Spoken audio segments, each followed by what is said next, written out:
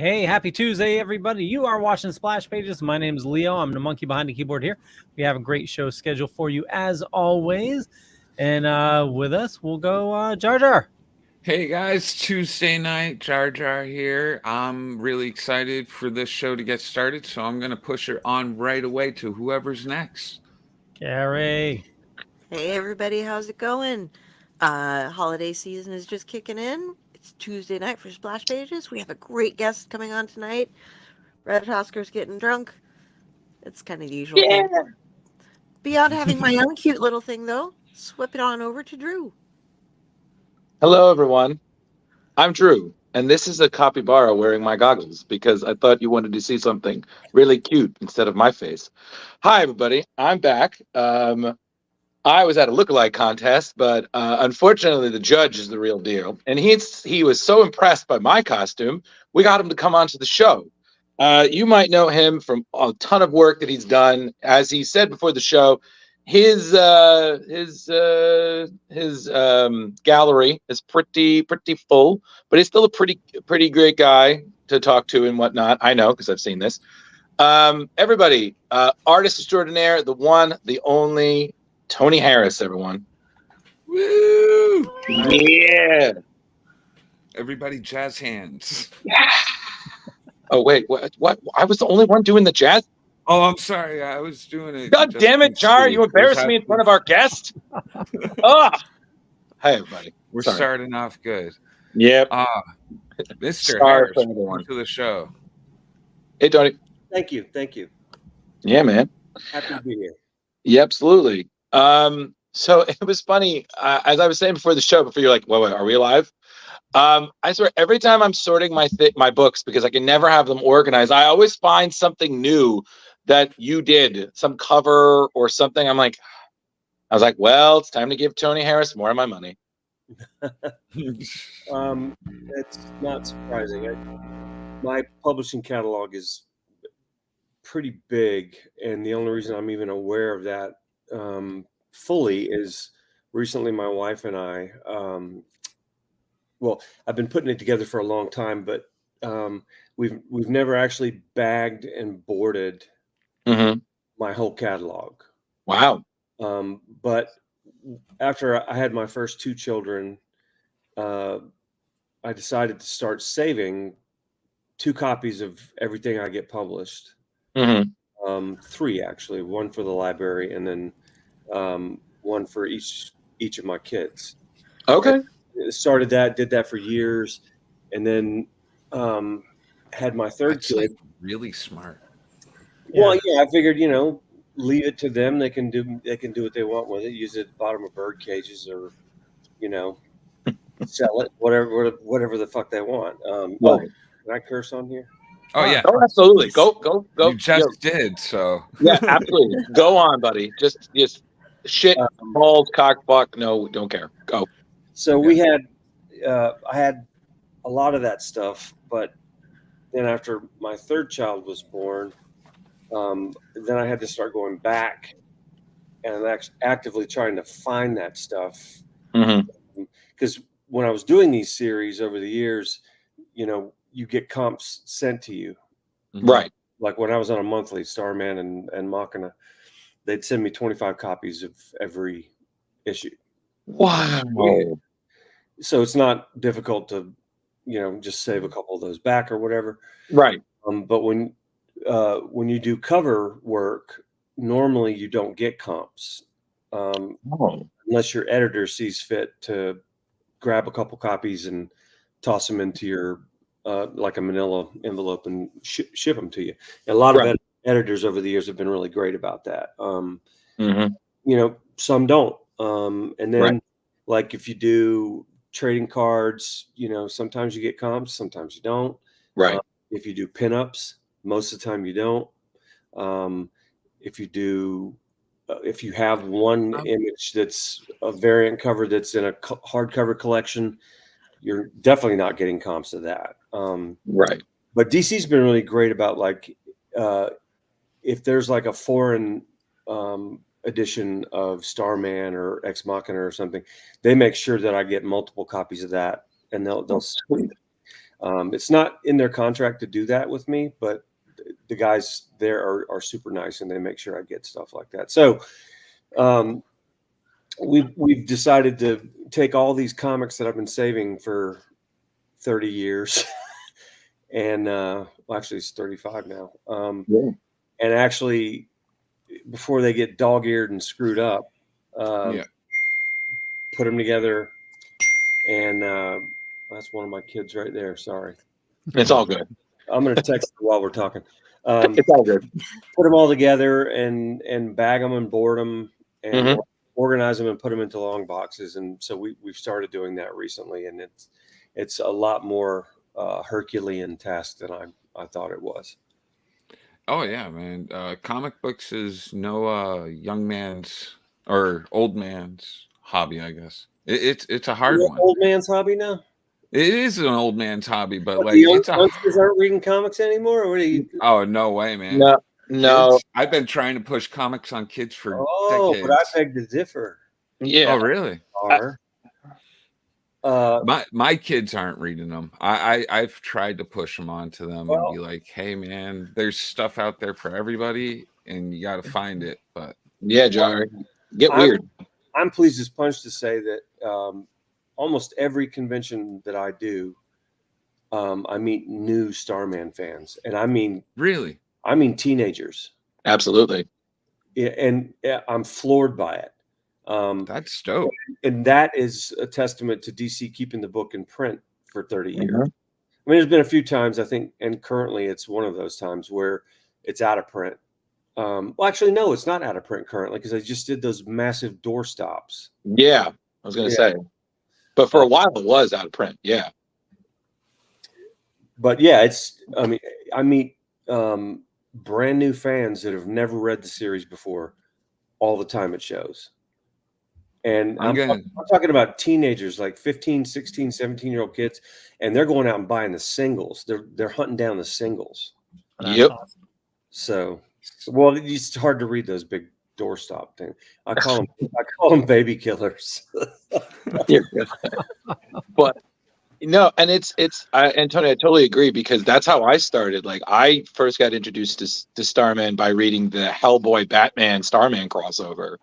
And that was like way into it. And that's because I was a Hellboy fan and I was a completionist. I was like, I want to have all these internet. So I read this and I was like, this guy is really fucking cool. Like who the hell is this? And I looked it up and I started like finding, back issues. And I just kind of hunted that for a couple of years until I've had everything. And I was like, oh, this is great.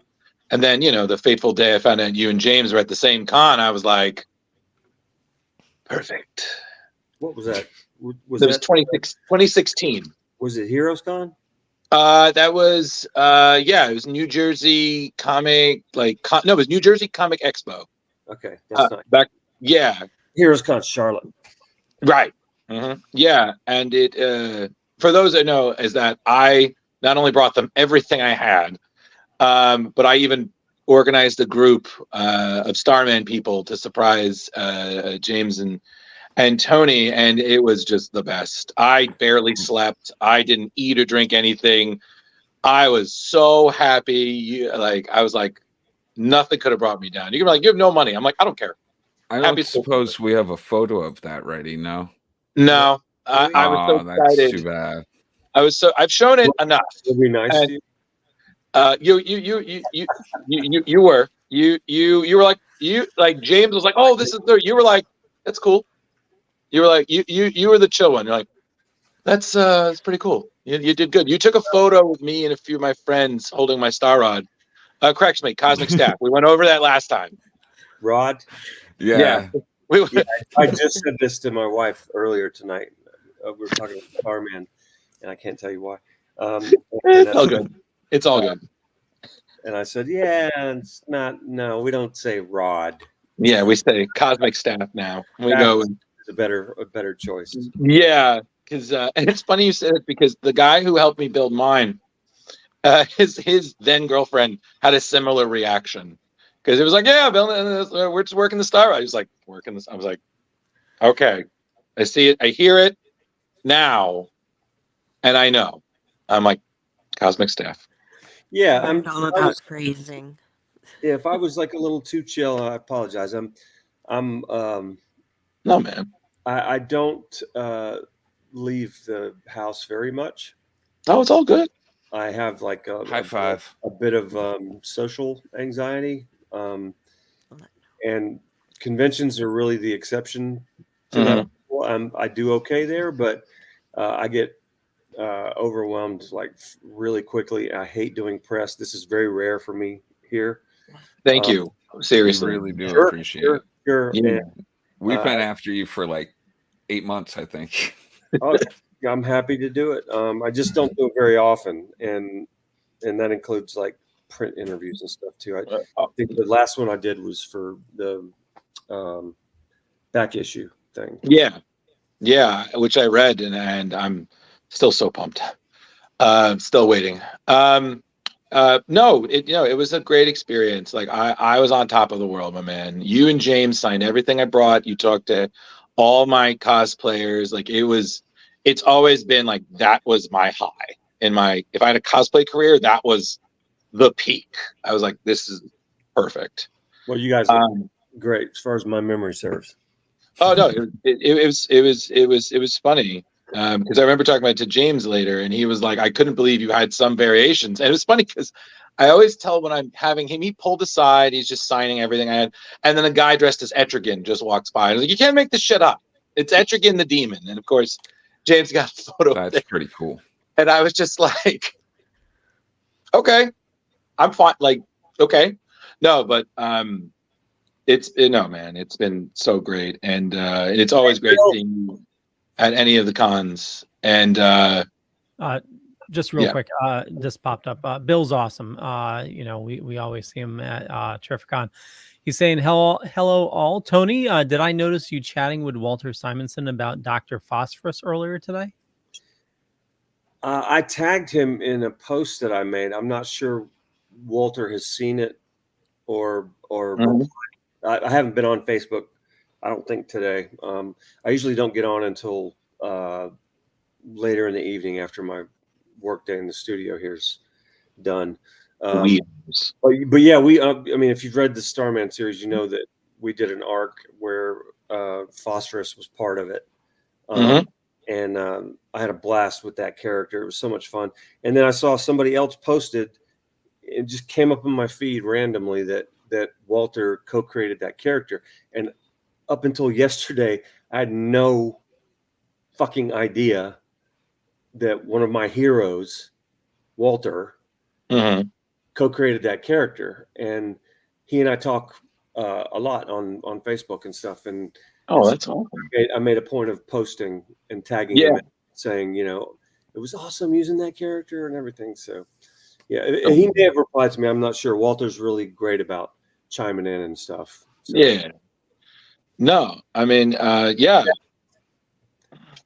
have no words. Someone else talk. I feel like I could talk this whole time. I'm amazed that it isn't branded in your mind, having met Drew and a Starman crew at con, because I was gonna say Drew in con mode alone is insane, but Drew in con mode with heroes is just like And plus, I did the interview with him at Terrificon. I think it was Terrificon, wasn't it? Yeah. Yeah. And I've seen your group at least twice in costume, I think. Mhm. Yeah, So, totally. Yeah, Drew's old news. You know, coming from you, that's, to quote Nick Cage, that's high praise. So I'll be old news. And Opal, old is always new. You're officially an opalite. I didn't know I needed to hear that. Thank you. It's official. It's been on the show, everybody. I don't even know what if you're from Opal. I don't even know what is it opalite? Would it be opalite? Yeah. No, I'm going to go with opalite. I feel like that makes sense. Sounds kind of weird. Yeah, but it's fine. You know, it was a 90s comment. Oh, that sounds awful. That sounds weird. Yeah. I like Opalite's opal. kind of a mineral sounding word. Yeah. Opaltine? No, that's No. too much like opal. Been done. All I know is my next tattoo is going to be on my finger Nice. across here. Mm-hmm. And it's going to say Opal City across my finger. That's awesome. Oh wow! I've always deep into the character as well. That's pretty cool, man. Like you're that deep into the whole Starman stuff. The whole that's friggin' dope. Yeah, man. He was. I had it actually, Drew. I had it changed. This original tattoo was just the inner. Yeah, just the inner part, the original, and it's too small to. I don't know what I'm doing here. It's too small to put the actual zodiac symbols on there because they would just end up bleeding. But it had a couple of scars on it, and the guy that did it was supposed to make it the same size as my Ex Machina tattoo.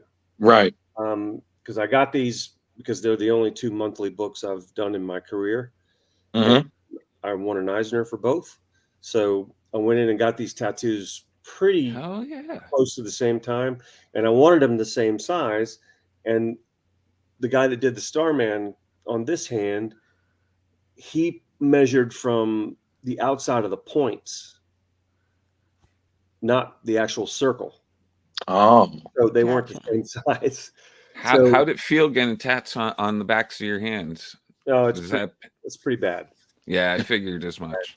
Yeah, because it's basically you're going straight to bone here. Yeah. Your skin's really thin. There's almost no muscle tissue at all there. So you can feel it, especially when you get up around your knuckles and around your wrist area where I got this stuff done. Right. When the needle hits bone like that, you can literally feel it. Oh yeah. In your skeleton. It's I got a chest one done and right on the sternum. It's just like, God damn. Yeah, it's pretty bad. And then, so recently I met another Starman fan. His name is Scott Prather. He's an amazing tattoo artist, and he has become my tattoo artist and my wife's as well. And so Scott came in and actually repaired the tattoo for me. And then we came up with the idea of actually putting this extension around the outside to make it the same size as the other. And he redid this one too, which looked terrible. But now they're beautiful. They look great. Thanks to Scott. You hold the color really well. Yeah. Yeah. When I have tattoo butter on them, they look even better. And okay, I have an obsession with letters lately. Are you going to have somebody who's a letterer that's worked on one of the comics do the stencils for your knuckle ones? No, Scott's going to do it. Oh, okay. Yeah, he's the only guy that tattoos me now. So I skipped around, had a very difficult time finding somebody I trusted for a long time. And we found Scott, and he is just amazing. And the first time we worked with him, he actually came here to our place and tattooed me in, where is it? Can you see that? Yeah. The big barber chair there. Oh, yeah. Yeah, and tattooed my wife there too. Cool. And it looks like a death chair. It's a 1930s barber chair. And then recently we did a show in Texas, and actually went and hung out with he and his wife for a couple of days and got more work done. And the next time we get tattooed, he and his wife's name is Becky as well. They're going to come back here again. So we actually make trips out to see each other when we get work done. So. Oh, that's awesome. Okay. Yeah. And it's so funny you bring that up because I'm always so impressed. Like I've run into a few Jacks in my time. Mm-hmm. And it's so funny because I ran into this one guy at New York Comic-Con and he had the card ready. I was like, oh my God. It was just like looking into a spookily handsome mirror. You know, because he was a little different than mine. And he was like, oh yeah, yours is based on the Smallville version. I was like, yeah, and yours is, you know, a little bit more comic based. And it was just so crazy. And then even at like Terrificon this year, like I know I didn't get a photo, but I saw another Starman. And I was like, yeah, it's funny. I went years without seeing any at all, and then in the past 2 or 3 years, I see at least one. At every show I go to. Yeah, and I don't know if that's because of the resurgence of the big trades coming out again, or what. So, hi, whoever that was, I missed that real quick. Bewildered. Good evening.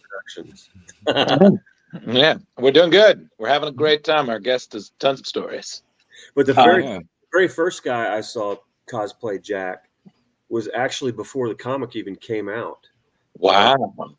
If I remember correctly, it was 1994. And it was San Diego Con, and James and I were there because the book came out that year in August, and I believe San Diego was in June or July. And we were there at the DC booth promoting the book's release, and all we had was the poster. We didn't have copies of the book at all. Right. And so James and I were there signing books and stuff, and this guy shows up in full costume. Wow. As Jack. I mean, right down to the cosmic staff, everything. Right. And I got pictures together with him, which during our session here, I'm gonna sneak right over there because I found a picture of his ass just today. Not his ass, but I know. I'm just saying. I found it. I mean, we said you could swear and stuff, Tony, but through my old photos. Nice. And I stuck it aside over there, so I'll run over there in a minute and grab it. Yeah. But so he had this Zodiac on the back of this leather jacket, and it was embroidered and just beautiful. Oh, wow. And I complimented his costume, and then he gave it to me. Oh, no. And what? Awesome. I've had this for 30 years. Wow, that's beautiful. This guy handmade this. And I don't know if you can tell, but like I think it was all white fabric, and then he just went in with some kind of dye and did it. So that's why it's got a bleed on it, because it looked like it was that day. Right. But he didn't. I don't know if he intended to give it to me or not. But he took it. It was not sewn onto his jacket. Right. That's amazing. He only had it on there with safety pins. Wow. And I mean, he just took it right off his costume and said, "You need to have this." And I don't know if you're out there. I can't remember your name, but you were incredible. You were the very first person to cosplay Jack, and I still have it, and it's one of my prized possessions. It's That's really cool. Never left my studio in 30 years. That's one of those heartwarming stories. Yeah. Like as a comic nerd, you like, I have to say, Tony, 90% of the guys we meet do, they love their job and everything, but beyond doing the job, that's what it is. It's the job. You seem like, good Lord, like I love this geekdom.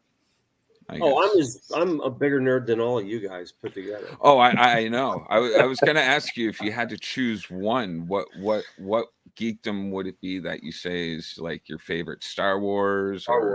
Yeah, definitely Star Wars. Yeah, big Star Wars guy. Yeah, Star Wars is my jam, and it's all original trilogy for me. Nice. I'm a purist. Thank you. I got original Boba Fett. I do enjoy all the other stuff immensely, more than a lot of people do. because there's a lot of haters in the Star Wars fandom. Oh yeah, I've never seen more hate. It's like everybody, so pure. Not everybody, but so much of the Star Wars fandom is so full of hate. They should all be Sith. I will say this: every time I feel like a new trailer comes out or everything, like I just feel the cloak over my head. I was like, good. Let that hate flow through. I'm like, oh my God. I've never seen a fandom that loves to hate what they love so much. It's unbelievable to me. And the new hate erases the old hate just a little bit. When something comes out that I don't think is great or doesn't have the right feeling of the Star Wars universe, I'm the first one to, among me and my pals, talk about it. But I don't actively go on any message board or anything and just shit talk the thing I love more than anything. I mean, it just doesn't make any sense to me to do that. And if you hate it that much, then leave it alone. Go love something else and then hate that one. Right. What do you think of Mandalorian? Oh, I loved it. Yeah, that had the absolute right notes to it. That when you watch it, you get that feeling that you got from the original trilogy. You're never going to be able to touch the magic that original trilogy. It was like lightning in a bottle, and I'm one of the guys that believes that Star Wars was a fucking fluke. That movie did not happen on purpose. No. Right. I think a bunch of stuff came together at the right time with the right people involved and the right designers involved. And I think, George, it was a fluke. It shouldn't have worked. Right. And the reason it worked is because it was a fluke. Right. And they had set designers and everybody come in one of the guys came in, I can't remember his name now, but he went to George one day and said, "Hey man, I've got a line on a buttload of truckloads of World War II militaria. And I think we can use a bunch of this stuff to trick out the universe with it and give it that sort of used look, right?" Right. George said, "Okay, cool." So he went and bought a bunch of truckloads full of this stuff, and that's why everything has that look to it. And I could waste your time. I'm not going to, but right down to, everything from weapons to uniforms and everything it's all either Allied or Axis military stuff from the Second World War. And it's all based on real stuff. Yeah, even the Stormtrooper blasters are Sterling machine guns from the Second World War, British Sterlings. And if you watch the movie very closely, when Stormtroopers and our heroes are using them in the film, they're actually firing blanks. That's why the sets get filled up with smoke so quick, and you can actually see the recoil from these guys when they're firing. I don't know how they managed to hide the shell casings flying, but you don't see them. That's crazy. I did not know that. I didn't either. Firing blanks. Yeah. Leo, all those weapons, and like Han's blaster is a Mauser, a German Mauser, and all of those weapons were actually made by gunsmiths, a really famous gunsmith. And again, I can't remember his name that company's name at this point. Somebody chime in if you know. Do it now. That's my big jam, and I think the Mandalorian definitely hit the right notes. But a lot of folks are not going to agree with me on this one. But my favorite thing to date, Ahsoka was amazing. It was so incredible. But my favorite thing to date, aside from the original trilogy, was actually Andor. Nice. Me and Leo are next next to you on that. Like, I don't know if it's my favorite thing, but it was really good. People complained about the pacing and how slow it was, and the payoff wasn't blah blah whatever. But I really felt like I was invested in that story. It was it was actual real world building, like I felt Star Wars. Totally. Yeah, it was definitely a slow burn.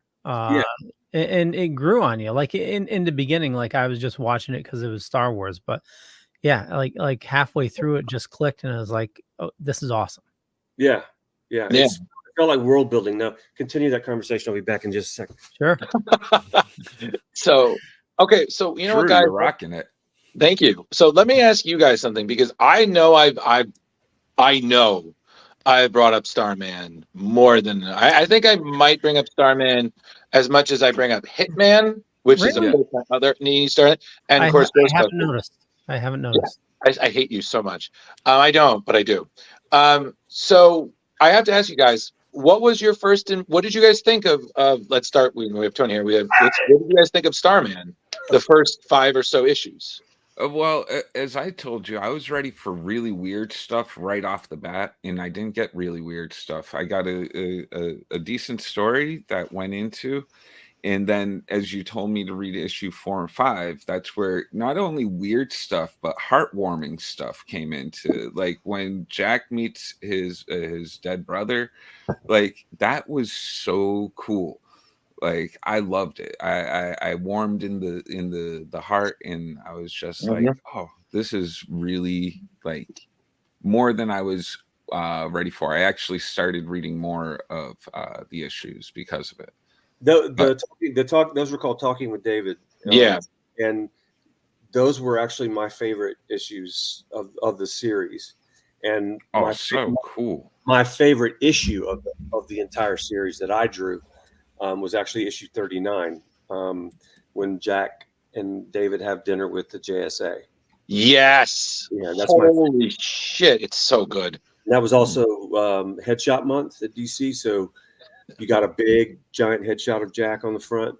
Yep. And so that was James's idea, to do this like once a year visit with his brother. And then I came up with the idea of actually having it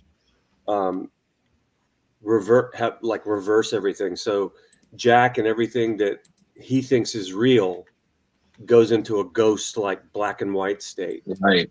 And then David coming to him as a spirit or whatever the hell. I don't think we ever actually acknowledge in the series what the hell David was. If it was an actual spirit or what. But I just thought it was cool that because we only did it once a year, that David be in color, and I'd never seen anything done like that, like flipping it on its heel like that. I was going to ask you what was up with my that. Colorist Greg was into it. He was like, because the color process back then was pre-digital, right? They were still doing separations and everything the old way, right? So I had to have a conversation with my colorist, Greg Wright, amazing guy, about that idea to see if it was actually feasible. Because it sounds, you just do it in black and white. It wasn't that easy back then. There was a process that he had to go. He'd have to explain it to you. I'm not, super savvy about that process. But he said it was possible, but it would be a pain in his ass. But yeah, I don't think it was a pain in his ass. I think Greg just liked to complain back then. But he did a tremendous job with it. So yeah, I mean, it's funny because I was rereading it, because it's funny. I reread that. I reread Starman and Hitman every year, usually around the holidays. I don't know why. I'm just sentimental. And I never get tired of it. Like I've read it so many times. I never get tired. It's like how the British kids like to read ghost stories in Christmas. Like I just, that's probably the most frequent question I get asked is when people ask for a commission or something, or they bring books for me to sign at shows. They're like, I'm sure you get sick of the Starman thing. I don't. And I'll tell you why, because Jack made me. I made Jack and Jack made me. Right. Hey, Jeff. He also reads Starman yearly, I think is what he said. Yeah. But no, I never get tired of Jack. I never get tired of drawing Jack, because I owe my career to that character in that book. So yeah, I and it's funny because this is one of the few costumes I did that was so obscure, and I'll just walk around and no one knows who I am. But if I meet somebody who knows exactly who I am, and it just makes my day.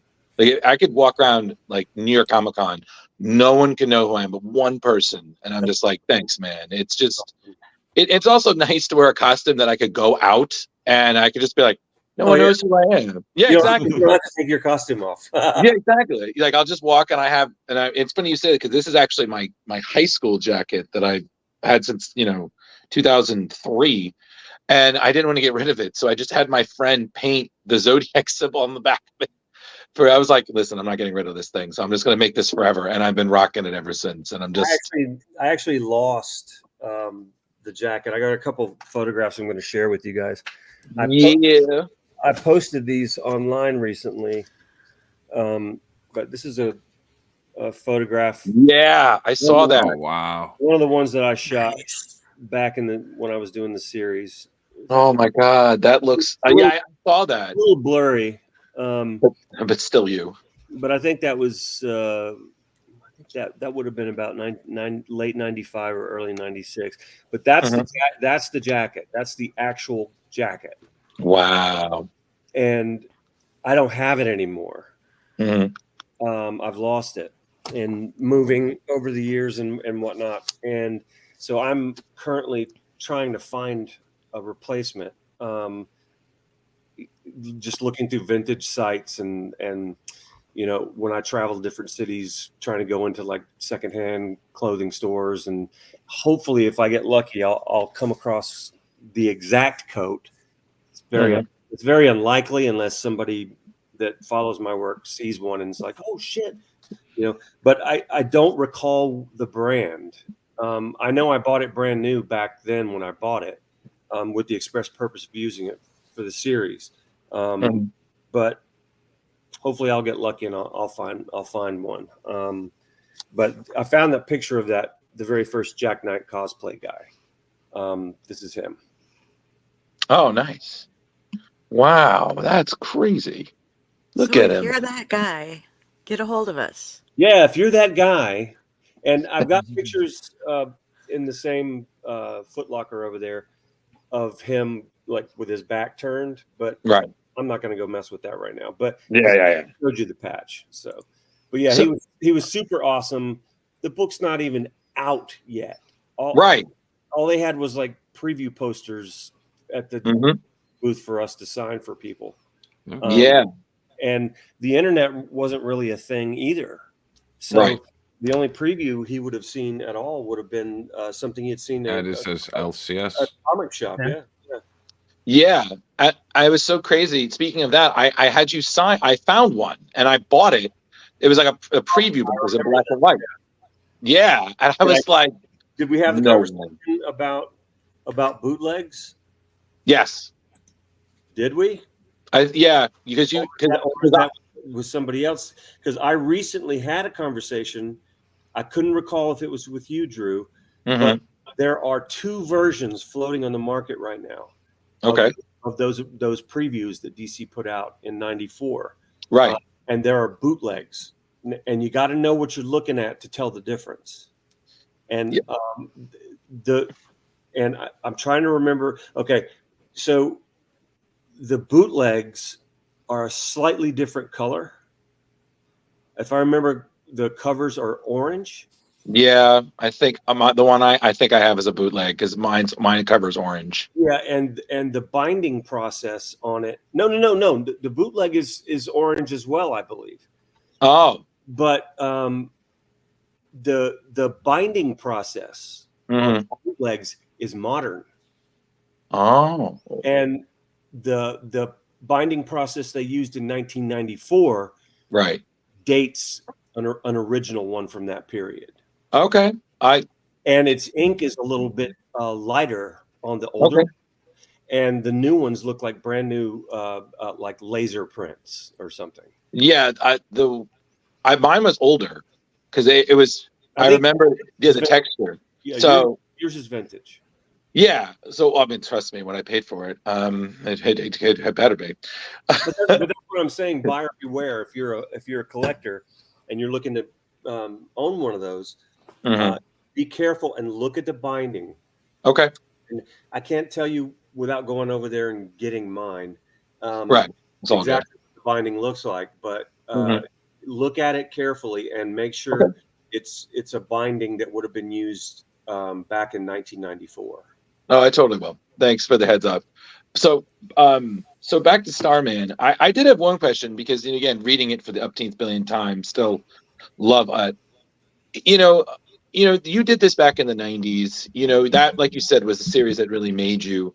Looking back on it, because I remember when I saw you one time, someone had commissioned you to do like Jack if he was now, like it was a 21st century Jack, and you post that image and it looks amazing. Looking back on it, if you were to do the book again, like if someone had you like do a like as now, is there anything you would change? Well, I think I have it handy, actually, that image. And if I remember correctly, the gentleman's name that I did that for, his name is Mitchell Coleman. Mm-hmm. If you're watching this later, Mitch, howdy. Mitch came up to me, and I believe it was at Terrificon a couple years ago. And his comment to me was, I want to get a Starman commission, but can you do Jack as if you were launching the book in 2022? Right. And it didn't come out in the 90s, but if it was coming out now and you were trying to appeal to the younger audience now, what would Jack look like? And that's it's difficult. Can I email this to one of you guys and you can pop it up on the screen? Is that possible? Yeah, totally. Yeah. You, Leo? Yep. So Leo. One sec. Yep. Everybody out there in internet land, Leo. Put your fingers in your ears. So Leo at Leo Pond, POND, like the water source, .com. Okay, it's coming your way. Okay. And while we wait for that, just wanted to back up a little bit. Bill was saying, really enjoying your Just Society prints and covers. Was the last time you drew them to Liberty Files? Yes. And actually, the most recent one that I did, my fourth one, was the Jeff Johns JSA. Because I'm doing, for those of you who don't know, I'm doing 5 JSA covers that are going to be 8 through 7 or 8 through 12. And the editor and I came up with the idea of doing legacy covers. Yes. So starting with my first one, each one having a title. And so starting with the first one, the title was incorporated into the art. So we started with All Star, and then we went to a second Golden Age cover with women, all women on the front. And then the men took a back seat. And then we went to the 70s iteration and then the 90s iteration. And on that one, I have Jack Knight right out front. Oh, yeah.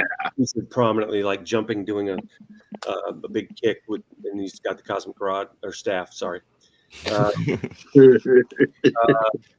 So, yeah, that's the first time on that cover that I have drawn Jack Knight for publication since I left the series. Yeah. At issue 45. So, yeah. That staff, I got in a lot of trouble over because I had not read Starman before. Yeah. Even though Drew is a huge fan, he's been easing me into I have very weird niche comic knowledge where it's like I read all of this and nothing of anything else kind of stuff. And so we were reading JSA for something earlier in the month. And I was like, I don't know much about this Stargirl. I just know she rides around on a, on a golden staff or something. And he's like, look, you don't talk down about this stuff. She was given that. He just gave me this huge lecture. Like, okay, man. Nobody gets it right. I've seen umpteen people draw that thing. And I've never seen anybody but me draw it correctly for publication. And that includes Andrew Robinson, who was my studio partner, who I handpicked to be my replacement as the cover artist when I left. Right. Mm-hmm. Andrew's a fucking brilliant illustrator. but he put his own little spin on it, and maybe that's it. It's like every time you see someone draw Batman, they do something with the cape. They do something slightly to make it, their own whatever. Right. Put their stamp on it, but they still have to adhere to the basic look of Batman. But I think that's really what it is no one's ever drawn it exactly the way I did. So. Yeah. And it's so funny because again, I've cosplayed obviously as Jack, but it was funny because I did a con where me and my girlfriend who she when for the Starman group, she was Shade. So we actually switched. So she was a female Jack and I was Shade. And I've never felt more. I was like, wow, I feel really evil, but I am so well dressed. Like I was like, I'm channeling it so well. I was like, I could kill you, but I won't, because it will ruin my appetite. Yeah, I have his top hat over there, and I have his cane over there. There you go. Yeah, and it's funny because I borrowed a cane and a top hat from somebody because like you got to have that, man. And if you see me at shows coming up in 2024, the cane actually belonged to my grandfather. Oh wow! And I recently made molds of the cane. Oh, nice. I have resin castings of the cane for sale at shows. Oh wow! I'll definitely. They're going to be unpainted. Okay. I'll have one painted that I did just for show. But right, of course, I will have them at shows. Yeah, but so yeah, Starman. There we go. Oh, so yeah, look at how courtesy of Mitchell Coleman's request, and so this is what Starman would have looked like if the book had been launched in 2022. Oh, I dig gorgeous. More of a contemporary look, I think. James always hated vests, and I won't tell you what he said when I put Jack in that vest in the sewers when he was trying to find Grundy. Oh yeah, but we had a big fight about that, and he actually wrote. He hates vests so much. I don't know if that's still the case. I'll ask him. But that he actually wrote a scene where Jack gets into a fight with somebody and it burns the vest off of him. But I knew it was coming, so I had him change clothes. That's great. Before that scene came up, he did like a quick switcheroo wardrobe change. But yeah, can you pull that back up again? Yeah, I want to talk about the look here a little bit, and why I did some of the things I did. Because of technology being so much further along than it was then, I decided that as part of his origin, it might be interesting to have him lose his left arm when he first takes on the mantle. Okay. When his first, outing as Starman, right. He had no idea what he was doing, much like in our book. And so he ends up losing his arm in a terrible accident. And his father, who is not just a scientist, but is also really big into robotics at the time. Because, again, we would have to tailor that origin to fit like modern day. So he actually constructs not just the cosmic rod, but a robotic arm as a replacement for Jack. And his hand actually can be taken off, and you can replace it with multiple different versions of different hands for different purposes. And it's hardwired into his brain. As part of the injury and the accident he had, he also had a head injury. So he has a partial positronic brain. Oh, wow.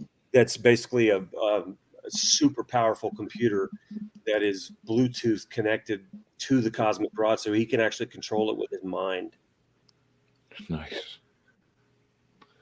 And have you pitched this to DC yet? No. They're not going to do anything like that.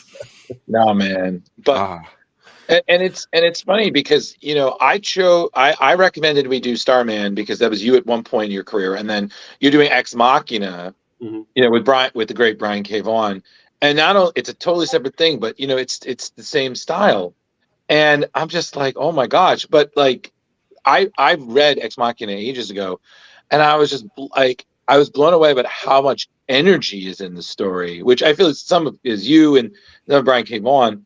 The little nerdy references for the kid were killing me. Like how excited he was that a voting booth. His mom's like, "Oh, it's like Superman." It's like Superman. I'm like, I can't. Like, you know, My son actually. yeah. So I cast people that I knew for all the characters in the book, and no kidding. the same people actually played those characters for me for almost 7 years, for the duration of the book. They all lived in my neighborhood, and we would get together after I'd get the script each month and do a read through, or a table read like they do in Hollywood when they're doing a film. And we would actually, everybody would get a copy of the script. They all knew their lines. And the longer we did it, the more they got into their character, and they all felt like they knew the characters because it was them, you know. That's crazy. And so they'd read their dialogue, and I would actually direct everything like we were doing a stage play, and I would shoot everything. So that is the whole thing cool. felt like a film. That sounds like a fun Saturday night. It was, and this is totally by accident. But my son, I cast him as young Mitchell because he was the right age. That Brian had no idea that I had a kid that old. I don't think I've really talked about it, but so he had Mitchell at a certain age, and so I used my boy, which I don't think I ever really mentioned to Brian, and so it just I mean this was totally by happenstance, because I'll double check with Brian, but I don't think he did this on purpose.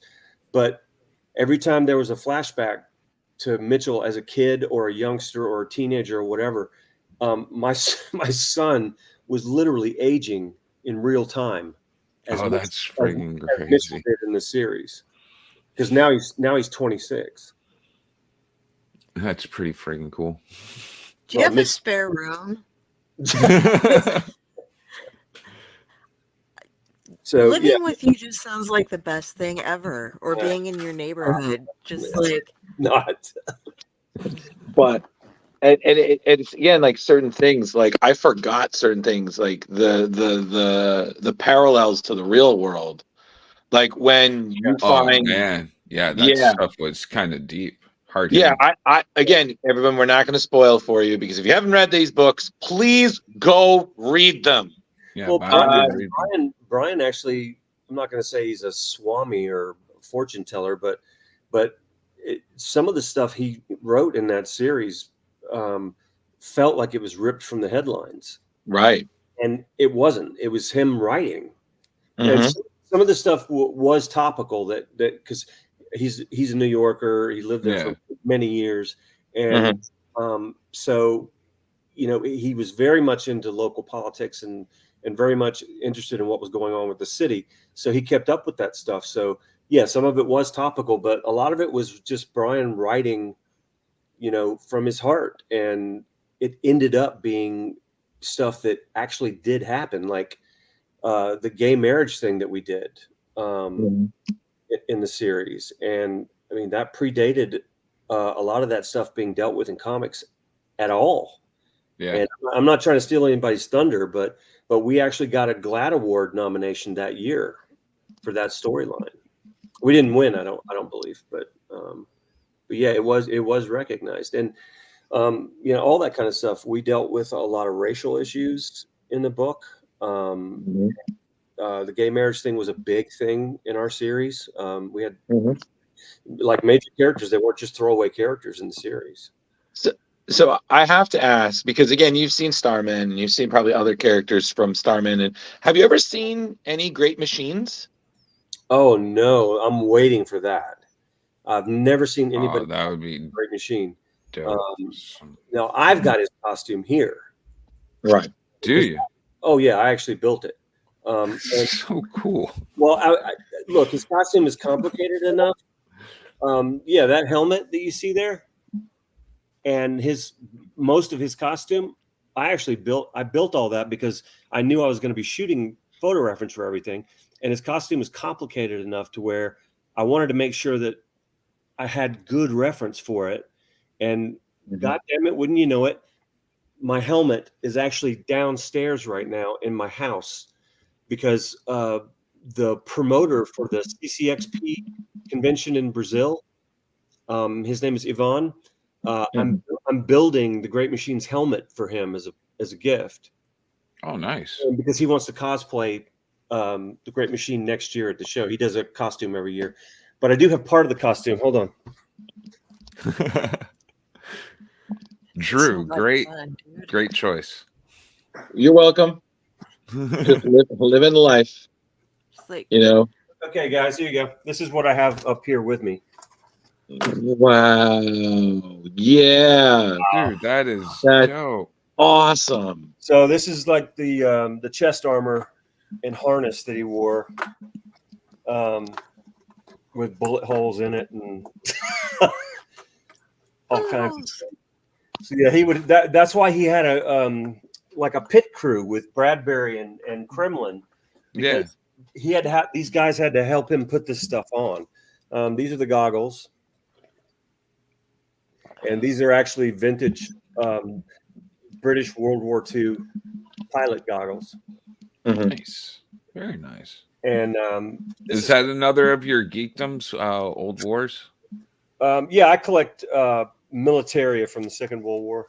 Oh, that's cool. My wife just walked in with the helmet. Are you? Yeah.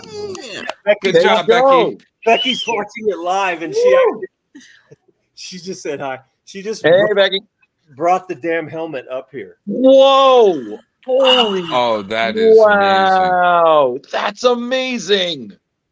How many hours of work you put into these? Enough. I don't remember how long it took me to do this one. God, that's gorgeous. That is crazy. But it's all custom made. It's the base of it is actually Anakin Skywalker's helmet from pod racing. Oh, I see it. Oh, yep. Yeah, and then as soon as you said that, I was like, oh yeah. Yeah, and I changed the earpieces and all this stuff on, and then I took Bondo that you use on cars and actually built this big fin on the top. And like this piece right here is like the hatch cover on an M16 that flips down when you charge the handle, so the shell casings can fly out. This is like an expanding headband that goes on the inside of a safety helmet that I just took out and put on here. And this is like some kind of dial from something. I don't know what it is, but it's got like numbers on it. So I don't know. Maybe that's the volume for the earpieces inside the helmet. And these are like old speakers that I took apart. That's awesome. And stuck on. God. And there's a Vietnam era helicopter pilot helmet. Wow, that is super cool. Liner on the inside, you see that? And it's got like the chin strap and. Jeez. And these are just regular plastic safety goggles that I flipped upside down and then cut them to be the right shape. Wow, that's amazing, man. And my son made this mask for me as a gift one year for my birthday, because he's an artist as well. And he actually made this out of leather, and it's one of a kind prototype. But I'm going to make a closer version to what. But this is precious to me because my son gave it to me. But so let me say your beloved, your Diane Belmont to your Wesley Dodds definitely just wanted to say thank you. Yeah, so I was like, no, Miss Harris, you're good. You're great. Thank you so much. You're wonderful. And then this is the I can get it on. This is the neck piece. Oh, okay. It goes like holy crap. This is awesome. And then that big armored chest piece goes right over the top of this. So wow, this is the coolest, man. Like, geez, dude. So yeah, I built all this stuff back then, but and I'm actually building the jetpack, which I'm not going to go dragging that shit out. What? No, please don't. It's my brain. Yeah, it's okay, Becky. fell in pieces because I scratch build everything. So I basically use found materials, and that's what we did in the series. We had Mitchell actually dreamed this stuff, these machines, and then Kremlin actually built everything for him based on some schematics that Mitchell would draw. Yeah, I wanted everything to look like it was stuff that he could go and actually purchase at like an Army Navy. I have that, or like a flea market or something like that. Yeah, and absolutely. And I think, I'm sorry, guys, I have to say this is like the coolest. This is like, oh yeah, no, just hear the real thing. I'm like, what the H? Man, I'm censoring myself. It's ridiculous. So what we learned is, Tony, your side job is you're actually a superhero. I'm a nerd. Yeah, jack of all trade in the nerd kingdom. Unintended. I basically make the costumes and props of everything that I draw. That is so that is cool, awesome. man. Well, yeah, man. man. When you draw for a living, you need some kind of hobby that is not drawing. And I sculpt and I like to build things, and I've got a good eye for it. Do you guys do table reads for all your comics? Oh no! That was a very special. When I got the job for Ex Machina, I knew what I was in for. It was going to be less action and more about politics and interpersonal relationships between, a group of people, and so I wanted everyone. I knew there was going to be a lot of dialogue scenes and, like West Wing kind of drama, right? Right. And so it was very important to me that everyone have a very specific face, and they were recognizable from a distance if they were silhouetted or whatever. And so, I didn't have like a 5 people in the room and 3 of them were guys, and you couldn't tell which dude was which. Right. So that's why I went to that Christmas party in my neighborhood that year. And I'm literally walking around the Christmas party. And I've already gotten the job at that point. And I literally cast the whole book at that Christmas party. That is great. Person, I was like, I'm Tony. This is this thing I'm doing. I promise I'm not a creep. You're now in my book. Can I use you as a model for this? And they all gave graciously of their time and didn't ask anything in return. That is awesome. They gave freely of their time, and like I told you before, they were so invested in the characters after some time had passed that you could see it in their performance. They became actors in a way. It was great. If you ever want to make a comic about 4 podcasters, I know 4 models that would love to. That's funny. Yeah, so I don't do that with every project. The only time I do use photo reference, and I have over the years, because it's a great tool. But the only time I've gone to that length was my favorite issue of Starman, issue 39.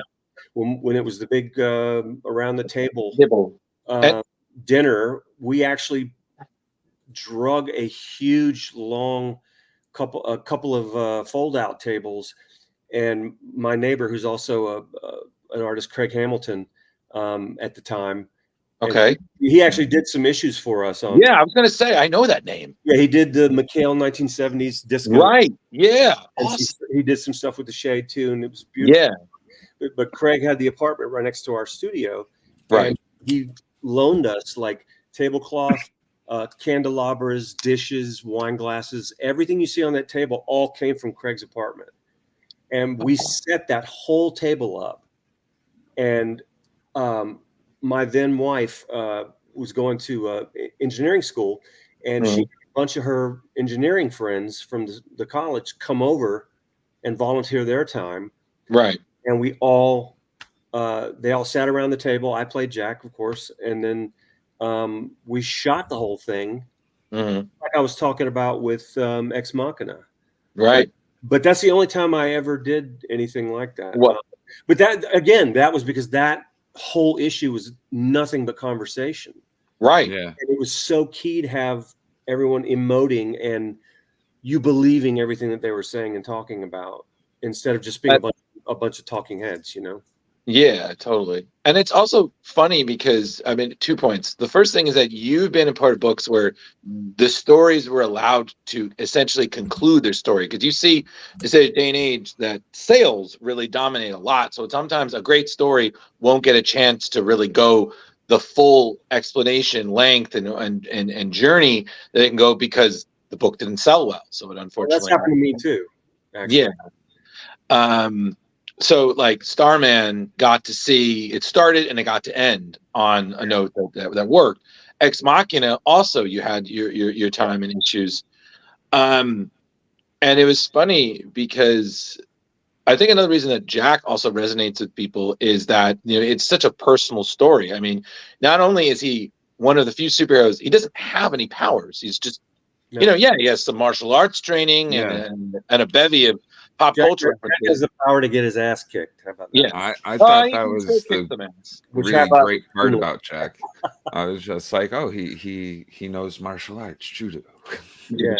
Yeah, but there's that real personal thing, and he has that complicated relationship with his father, his own brother, people in his life, and it's actually funny because I don't know if I ever told you this, but I actually named, because I have 2 chinchillas. And when it was time to name one, I was like, okay, you get one.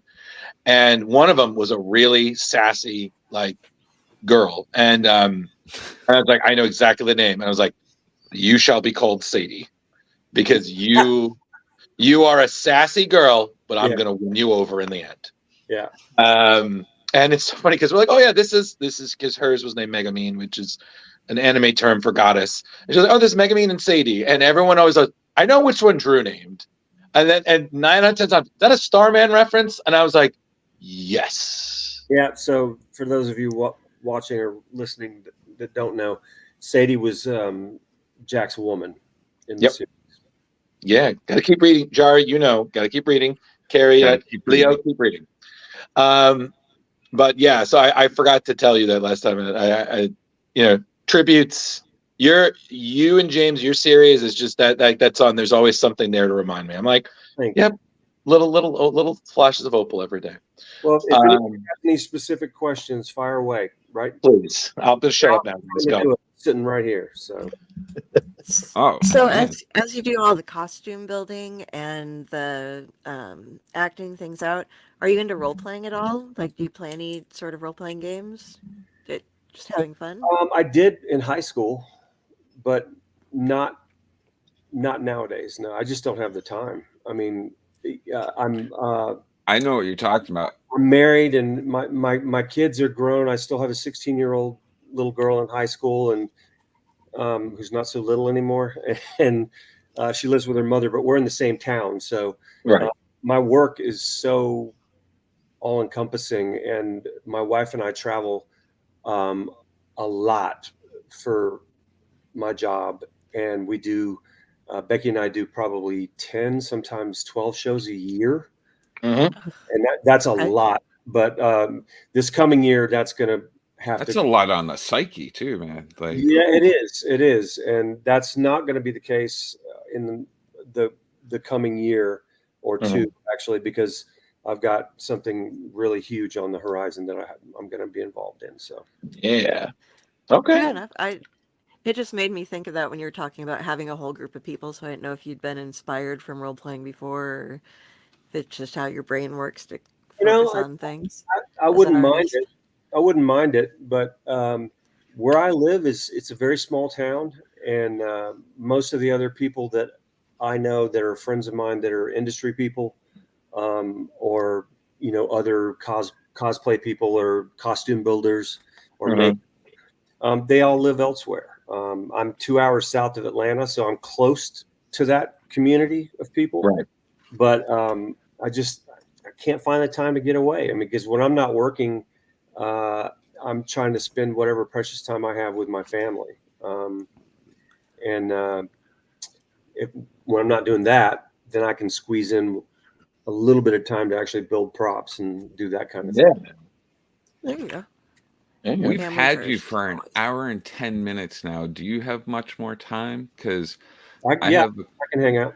All right, cool. Like we haven't even touched onto the whole Zoop thing and like. Oh yeah, sure. Yeah, I was gonna say, we've talked about the books. I want to definitely talk about some of your current projects, like what you're saying, and I also want to definitely ask you about Round Eye. So yeah, Round Eye and stuff. I had is Round Eye like the ultimate gig for you? Is it like your baby? It is. It's been in development for 15 years, and it was originally just me writing, doing everything, and then I realized at some point that because it wasn't meant to be this big, huge, ongoing thing. It was meant to be a one-off, like either a graphic novel or a miniseries. And then I realized at one point that I'm not a writer. I'm a great idea man. I can come up with a premise. I can come up with a hook. I can design all the characters. I can build that world, and I can even write a fair plot. But the intricacies that come along with being an extraordinarily talented writer who can just flower something into something that's just beautiful. I don't have that capability. At least I don't at this point. So at one point, James and I had reunited for the first time in 20 years to do the C-3PO one shot for Marvel. Yeah, and that was cool. That was beautiful. Thank you. That magic was, whatever you want to call it, that we had with Starman was still there. Yeah. It was like, we just were firing on all cylinders, and it was like we had worked together last week. And so I had been developing Round Eye for many years. So I said, maybe I'll just mention it to James. And so I sent him everything, and I asked him if he might be interested in the project. And he was. And so he came on as the writer, and I gave him 50% ownership of the property. So we're both partnered on this 100%. He's all in, and he's written 6 of the 7 issues of the first arc. Wow. And I'm wrapping the artwork, the inks right now on the first issue. And we're going to be going through Clover Press. Nice. And their model is to do Kickstarter crowdfunding for each individual issue. That's Round Eye. And then after each issue comes out through the crowdfunding thing, then they put everything together, and they lead with a hardcover for the retail market. I cannot wait to give money to that. Oh, thanks. Is there anything you have difficulty drawing? Like feet. Thank you. Oh my God, they're so hard. I hate drawing feet, but I made it my business to learn how to do it properly, because it was so difficult for me when I first started, and I still find it difficult. I work really, really, really hard to produce everything that I do, and it comes easier for some people. And I watch them work, and I can see that it comes easier for some people. It doesn't come easy for me. I struggle with every single piece that I do. Really, it's very, very hard, and it looks beautiful. I destroy a lot of what. I would love to go through your trash sometime.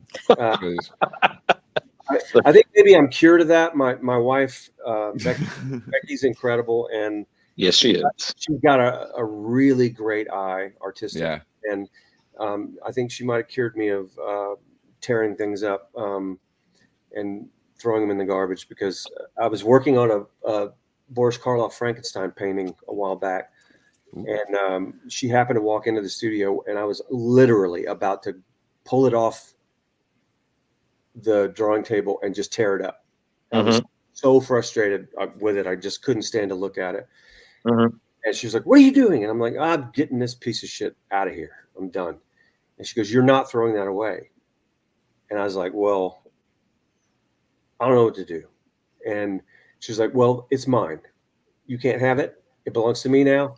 So sign it, and I'll just hang it and frame it and put it up in the bedroom." I was like, "I don't want to look at that damn thing."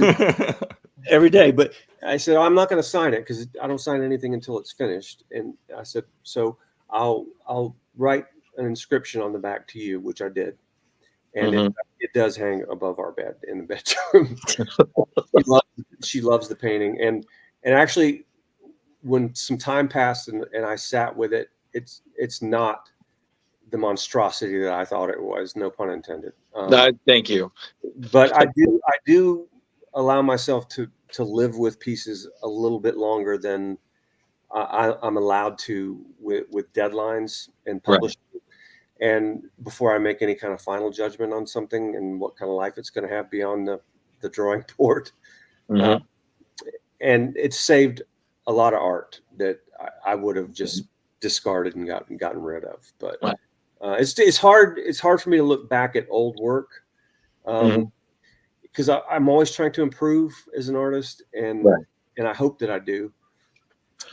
So the old stuff is tough to look at. Especially something that's 30 years old, like Starman. Yeah, people seem to like it though, so I don't know. Yeah, man. We're always our own worst critic. Let's just yeah. And if you're not improving at something like my work, what's the point? If I just get to a certain point and I'm like, yeah, that looks great. That's it. That's the thing. I've done it. That's the one. Then you're in trouble if you start thinking like that. So I'm always trying to learn something new with each new piece and just get better and better. I've always heard, I do some creative work, but it's like corporate side, so it's like all dull stuff. But it's hating your own stuff. It's looking back on older pieces of art and whatnot. It shows growth. That's what I've always been told. It shows that you've grown past that. Part. That's why it's very difficult for me when I see an artist or whatever online and they start this Rudy tootin' of their own horn. And it's one thing if someone else about your work says something very, very flattering or says it's amazing or it's incredible or whatever. But when you hear those words coming out of the person's mouth that actually produced it, that's very cringy. Yeah, Jeff Burton just used that word in a sentence. I get cringy looking at some of their really whatever. Okay, yeah, when it's cringy when you see somebody else actually say that about their own stuff. Right. You can be proud of something without going, "What I did was incredible." Maybe don't say that out loud, dude. No. I used to work in an office with somebody like that, and like he'd work, like a full week on a project, and then at the end, he'd be boasting about it. It's the best thing ever, and it's. I mean, the guy was good, but it's you don't say that. No, and it's funny because I'm just as critical. Like I'm a self-taught artist myself. And when I'm drawing for my friends and I have like a vision, like idea, I'm like, okay, cool. I can just look for something and bam. And I'll just send it on like a postcard. And my friend's like, wow, why didn't you save this? I'm like, I'm not doing it for me. I'm doing it for you to make your day better, Yeah, exactly. And they're like, oh yeah, it's on our fridge or we framed it and I had this friend, she had a car accident 2 years ago and she's a Ghostbusters fan, as am I. And to make her feel better, I literally was doing like a series of like Ghostbuster drawings. And I like did second movie, animated, Extreme Ghostbusters and whatnot the whole time. And I literally sent like 31. And she said, thank you so much. I said, I can only imagine what your mailman thinks. And I took one it was Sam Hain from the real Ghostbusters. And he's just pointing. He's trying to look menacing. And I took a photo. I posted every year. I'm like, happy Halloween from the spirit of Halloween himself. Yeah. And I used to do that with friends too. I'd draw stuff on envelopes and stuff back when we actually wrote letters. Oh, still doing it. But yeah, I agree with you. But no, I think you're right. Ted Green came in and made a comment. And I just wanted to say thank you. On JSA cover, yeah. On on the JSA covers. I will say this, Tony, and I say this every time. Like, I see your work and I see your commission prices and everything, and I just keep thinking to myself, I got to get a better job. So one day I can just come to your table and just be like, this is what I want. Here's the money. Well, Drew, what we got to do is go in on a piece. I try not to be greedy, and I try to keep my prices fair to you and to the fan. Yeah, totally. Yeah. So hopefully I'm not pricing out of my league. So no, absolutely. But we need a full wall size tapestry for Drew, so that's gonna. Whoa, guys, listen. We got to get you hooked up with a piece of original art featuring Jack. I listen, man. I'm dying one day. But no, I'm very content still. I have the Alex Ross interlocking covers that you and James signed. That was my first anniversary gift from my girlfriend, and we've been together almost 9 years now. And that hangs above our bed. Similar, not exactly a Frankenstein, but I see that. Not just Alex, by the way. Oh yeah, and it was you as well. You're right. And it's just for the record, this is a pet peeve of mine. I got to say it. Okay, I'm sorry. For the record, those 6 covers. Mm-hmm. It's one painting that Alex and I mailed back and forth to each other. Pre-digital age. We literally packaged the physical artwork up about 4 to 6 times, shipping it back and forth to each other. Wow. Alex penciled half of the piece. He designed it. We worked together, and he came up with a final design. He penciled half of it. Mm-hmm. I penciled the other half. Right. He painted my pencils, and I painted his pencils. That's awesome. Oh, that's cool. So it is an absolute, complete 100% integration of both of us. But he routinely gets all the credit. Fuck that. I am sorry. So, now I feel like saying I'm sorry is not enough. Like, hold on. Nope. Can't wear these right now. Stop it. No, it's all good. But it's a pet peeve of mine. Just like, I'm being a little whiny bitch is what I'm doing. And no, you're not. Listen, I'm always about trying to give credit, man. So thank you for. I do the same thing with Starman when people in print constantly call it James Robinson's Starman. I get my panties in a wad. No. For good reason. You created a whole city and stuff around this guy. I don't know. I'm not done. I'm not done with Starman. Not my damn sight. Yeah, and I will say this. I read the back issue interview that you had done with James, and I mean I've been excited about the Lost story since you guys hinted at it in your panel on 2016 when I met you both. I mean, and the print that you signed.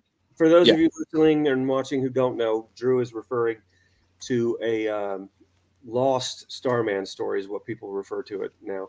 Mm-hmm. He came up with the idea for 20 years ago when we were still on the book. Yep. And for whatever reason, it didn't happen. Scheduling, time, whatever. Mm-hmm. And it still lives. It still has been around in some form or another. Yeah. Living with me or living with James for all that time. And for the record, I can neither confirm nor deny whether or not that story will be seen to fruition. Well, that's the end of it. Well, listen, if that day should come, that is a Futurama fry meme. Shut up and take my money. So, you'll be the first to know, Drew. Oh, sweet. Trust me, I'll toot that goddamn horn. I was like, "Hear ye, James and Tony's book is back." All right. So guys, please, someone else talk. I'm cavolting. So the Zoop thing. Yes. Zoop is a crowdfunding thing, much like Kickstarter, and we just did a successful campaign with them for another book that I did with B. Clay Moore called Whistling Skulls. Whistling Skull. and that was originally a miniseries published at DC some years ago. And we got a rights reversion back because they didn't intend on doing anything else with it. And my daughter, love you, baby. My oldest daughter just chimed in. Oh man, wow. She just had my first man grandchild. I got 2 girls already, but boy, she just had her first baby. So, love you. Good night. What are you called? Are you called Grandpa? No, his name is Jack. No. What are you called? That's pretty cool. My his name is Jack for real. It is Jackson. That's pretty awesome. cool. I call him Jack, but his name is Jackson. Oh, that's adorable. I'm Pappy. Pappy. And then my wife is Nani. Oh, that's cute. So, I- so back to the thing. Yeah. We just did that with Zoop, and then it was a successful campaign, and it's all finished and wrapped up. It's at the fulfillment center now, and it looks like it's going to be shipping out to everybody in January after the holidays are over. Sweet. Already talking with Jordan over at Zoop. He's the guy that owns it. About 3 other projects that I want to do with them. One will be a sequel to my art book. Came out in 2010, I think it was.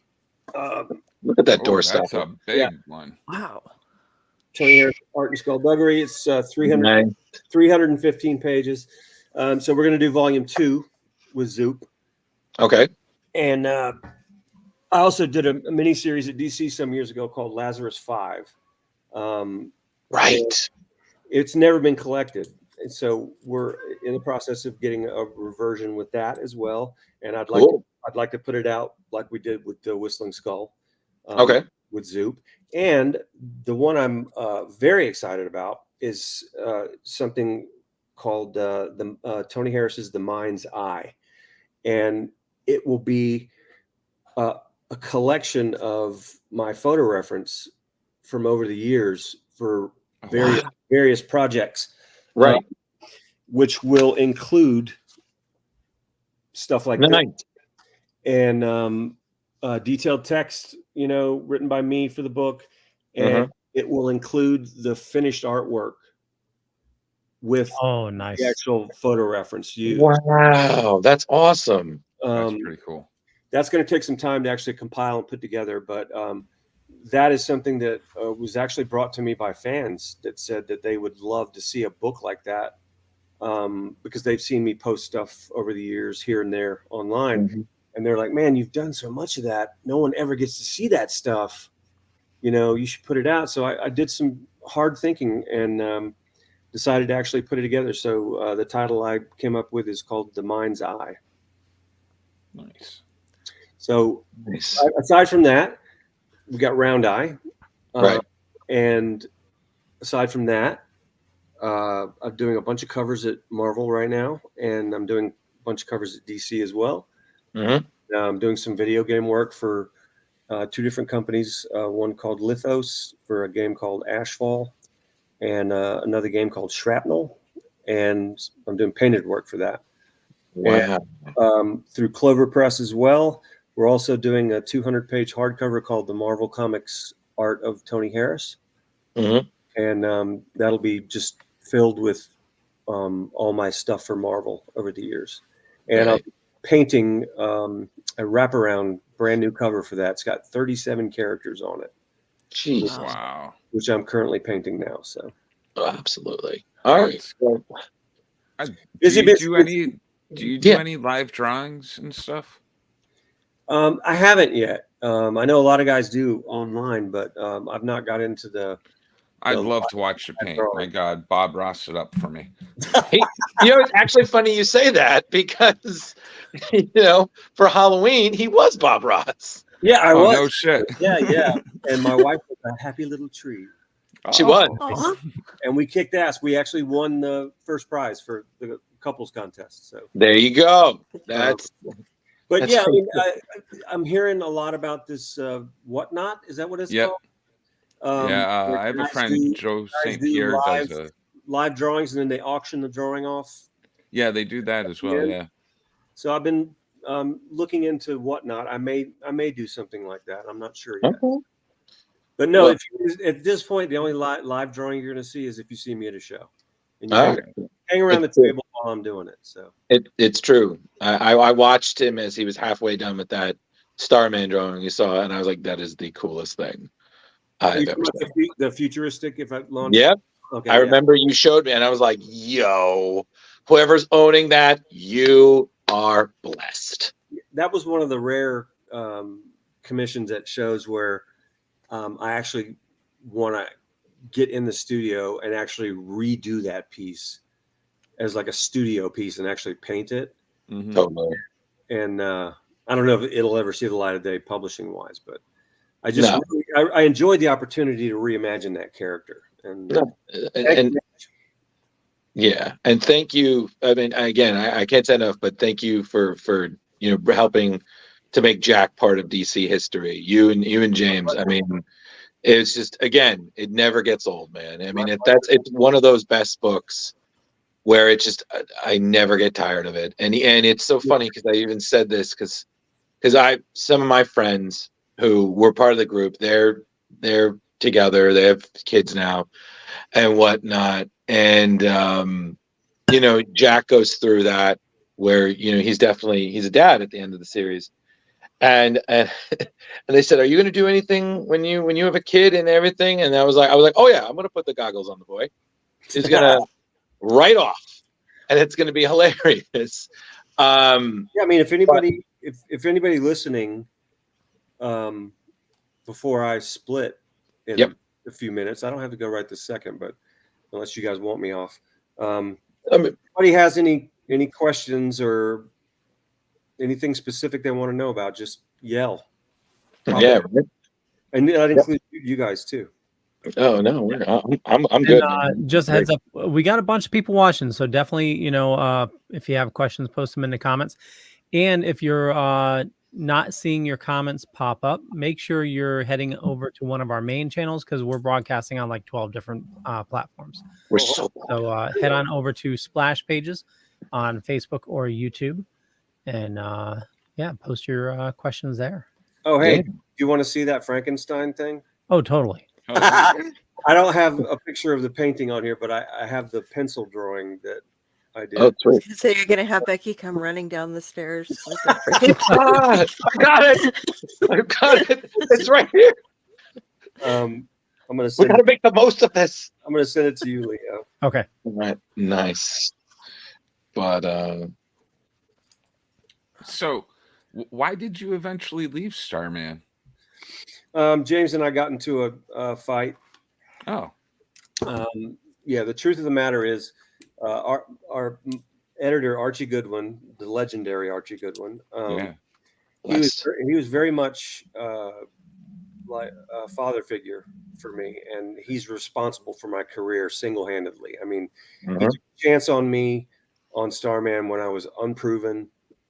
Done some work in the independent market, and oh, wait a minute, my wife just texted me. So Archie took a chance on. She just sent a picture of me and her at the Bob Ross. Oh, yeah. So, do it. Archie took a chance on me, and so I became really, really close with Archie over the course of that series. And he was diagnosed terminally with cancer, and he finally lost his battle with it.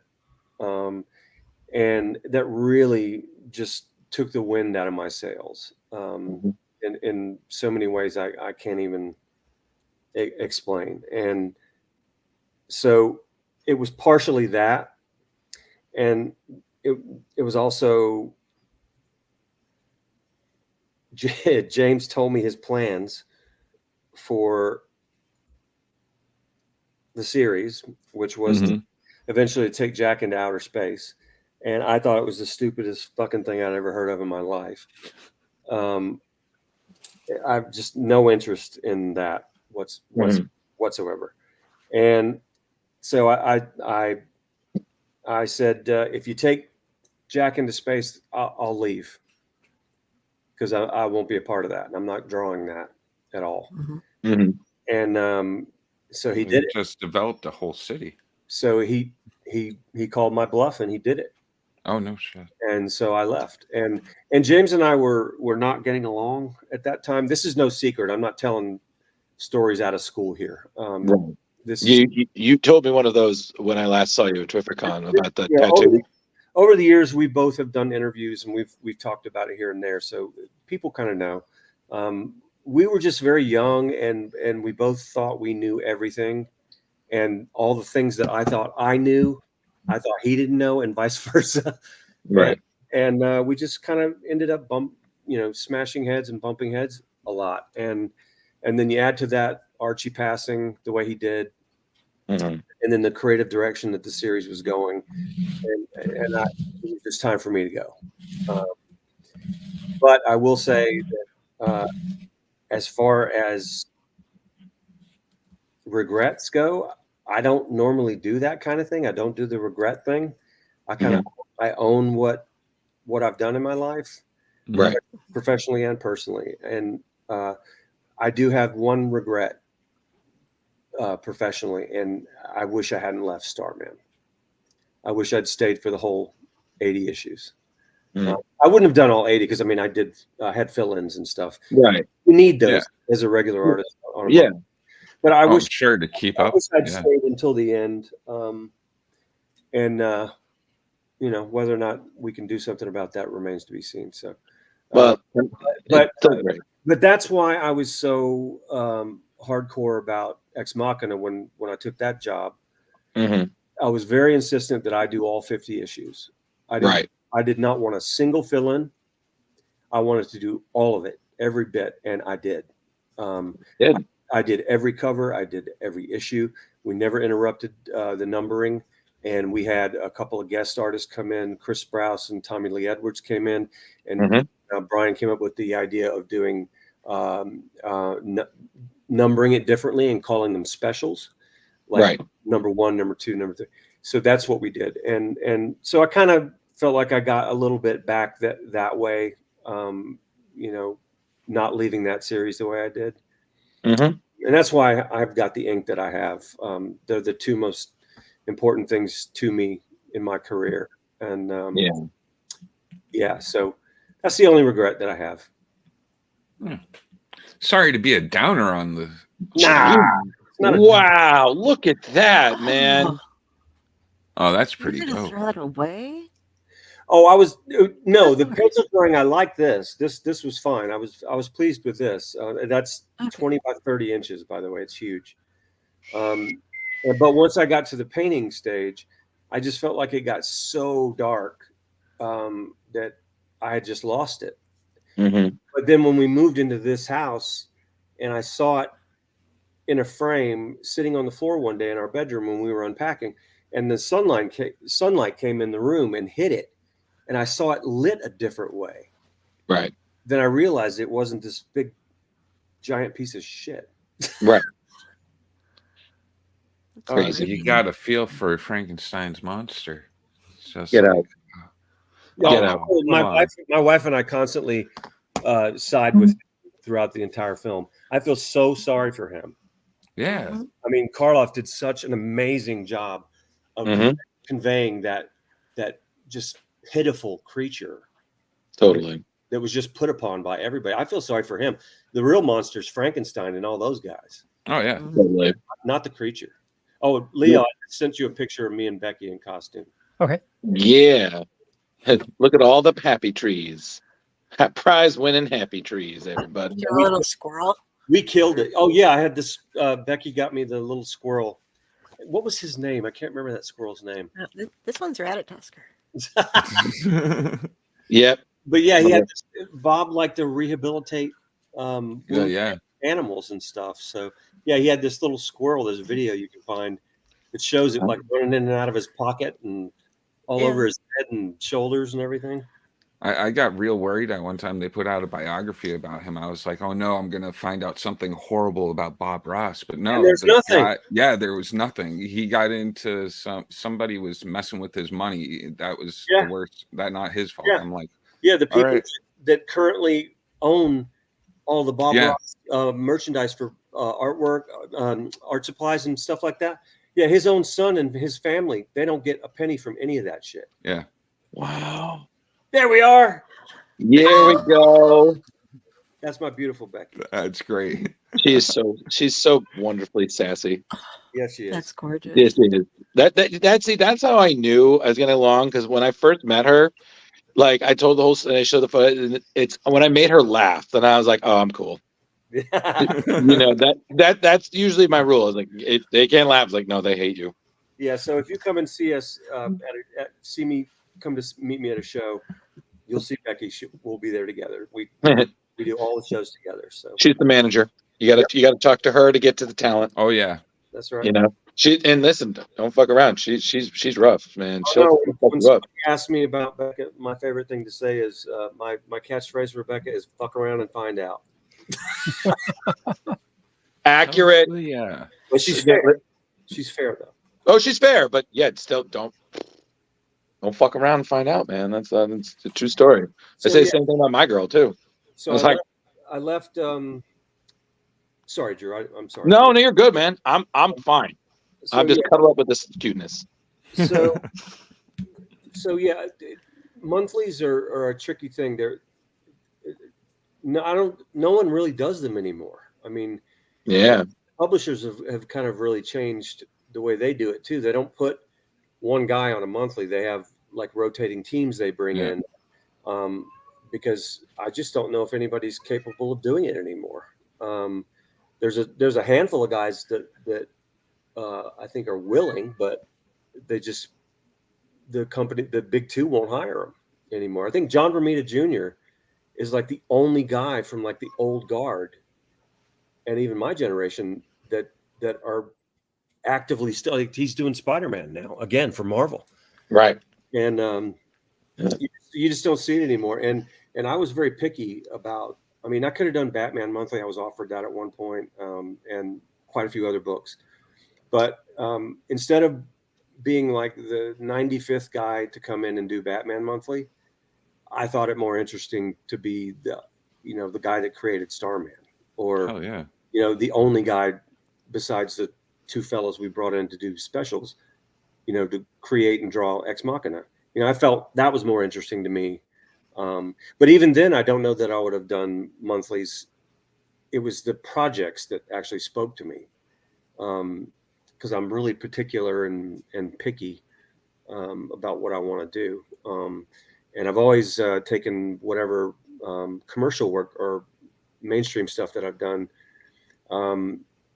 and whatever success I was able to get doing mainstream stuff, I've always garnered that into personal creator-owned work.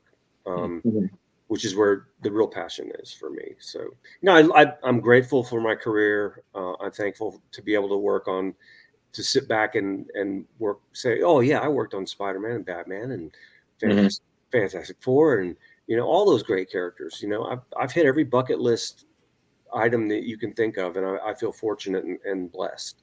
But at this stage in the game, it's about legacy and what you leave. And so that's where my big interests lie now.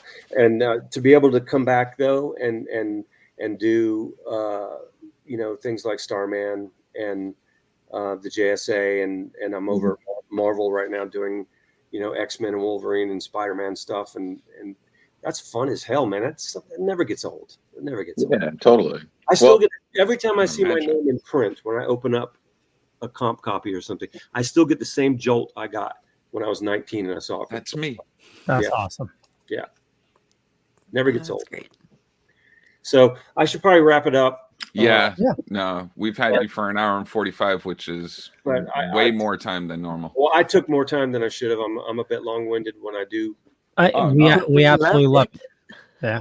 But thank you so much for having me, guys. I appreciate it. Absolutely. Thank you so much for coming on. Sure. And please, let us know when your Kickstarters or whatnot, we'll definitely contribute and post. And if you ever come back on, we'll have you, buddy. Hopefully you guys can share my social media with everybody. Oh, definitely. My website was active, but it's currently down because we hate GoDaddy and we had to leave that host site. So we're actively trying to get set up again. That'll be happening very soon. And it's TonyHarrisArts.com. Super easy to remember. Awesome.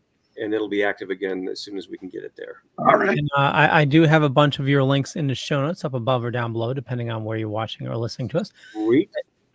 Just to back up just for a second, just for my own personal knowledge, question for you on Star Wars. Yes. Which original series you watch, or the what's your? Oh God, Leo's hardcore into this. God damn, Leo, it's gonna take another 15 minutes. What? Original? Originally, I hunted down like the Laserdisc version because that was like the unedited Lucas, like the best one you could get. I currently watch the re-release stuff from the 90s, but I am actively searching, and I found a couple, but I just need to find somebody that can verify to me that they're decent and they're good reproductions. But I have found some re-edits of the original theatrical releases. Yeah, the ones you want, Harmy edition. There's D+, and then the 4K 77. Yeah, the 4K 77 I think is the one that I was looking at, but I'm wary of all that stuff because I don't want to end up with some crappy reproduction. But I'm hearing good things about at least the 4K 77. So. You shouldn't be buying it. Do you ever watch movies on your computer? No. Okay. No, I got a 80,000 inch television my wife gave me for my birthday. If I'm going to watch Star Wars, I'm watching it on that. Okay. Yeah. Well, I'll send you some information. Okay. Yeah, I'd love that. I'd love that Cool. because I'd like to be able to just to watch the original theatrical release. I tolerate the special editions, but I'd rather watch the way they were meant to be watched. So okay, sounds good. I'll send you some info for you. Thanks, Leo. I appreciate it. All right. Thank you to everybody who listened and watched. I appreciate your time and letting me into your home. And hopefully I left you with some nuggets of interest. Awesome. Well, always a pleasure, sir. Yeah, thank you so much for your time, Tony. When you get out, Drew, thank you, Jar Jar. No problem. Whatever your real name is, it can't be that. Jar Jar Jeremy's my first name. Yeah. Thank you, Jeremy. It's a pleasure meeting you, sir. All right, you too. Tony, when you do head out, if you don't mind, hit the leave studio button, and it's going to be on the bottom, and it'll pop you to a uploads page. Yeah. Because we download your audio and video separately, so we can re-edit afterwards. All right, I'll do that. Awesome. Thanks, All right. guys. Thanks. Bye. Thank you so much, man. Good night. All right. Okay, Wow. I need to show you guys something really adorable that I was doing behind the scenes. Well, I was listening to him, but I was talking. I want to send this photo. I don't know if you guys can see this little. You're out of control. Get out, Drew. Get out. Look at that. little capybara Starman. He's saving your world with cuteness. Now you need to make him his own rod. You know what? First thing, Leo, It's a we talked staff, about this. damn I you. know. Yeah, and trust me, it took me years to control it. So, all right. So, Leo, I think in lieu of you're what? Jeff. Thank you, bud. You were comment supremazoid. Dante says thank you. Yeah, and No, thank you, Dante. Thank you. So we still have some show left. So everybody is still watching. Please hang on there. And we had a bunch of people watching tonight. So we greatly appreciate all of you. We know this is where you all jump off. Yeah. So thanks for riding with us for this long. And then. So what were you going to say there, Drew? I was going to say, do you want to we just quickly do the news? Yep. I think we just bantered enough. So just news, done. Dun, dun, dun, dun, Dun. This is everyone just tuning in. This is actually pretty normal. So just need This is all the banter you get for tonight. Yep. All right, cool. So Leo, do you want to just start us off with the usual beginning? Yeah, I am just pulling up the information. Give me 1 second. Come on. My coffee got cold like 50 minutes ago. And he doesn't even care. Throw it on the ground.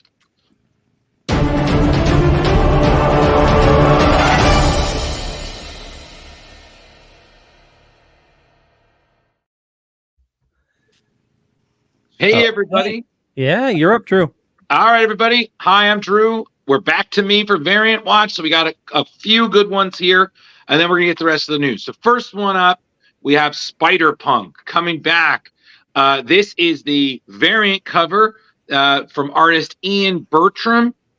We should be seeing this come around February. Hobby Brown, of course, made such a great impact on his appearance in Across the Spider-Verse. Now he's back. The 4-issue series is going to be written by Cody Ziegler, drawn by Justin Mason, who's also known for his work with Spider-Man 2099. They did the last Spider-Punk series. They're back. Issue 1, you will see Hobby Brown return in a world without Norman Osborn. Spider-Punk reigns, but it ain't no victory, as Hobby and his team is going to try to rebuild society. Justin Hammer and Dr. Otto Octavius have other plans, including introducing the world to spider-slaying sentinels. What? Check that out.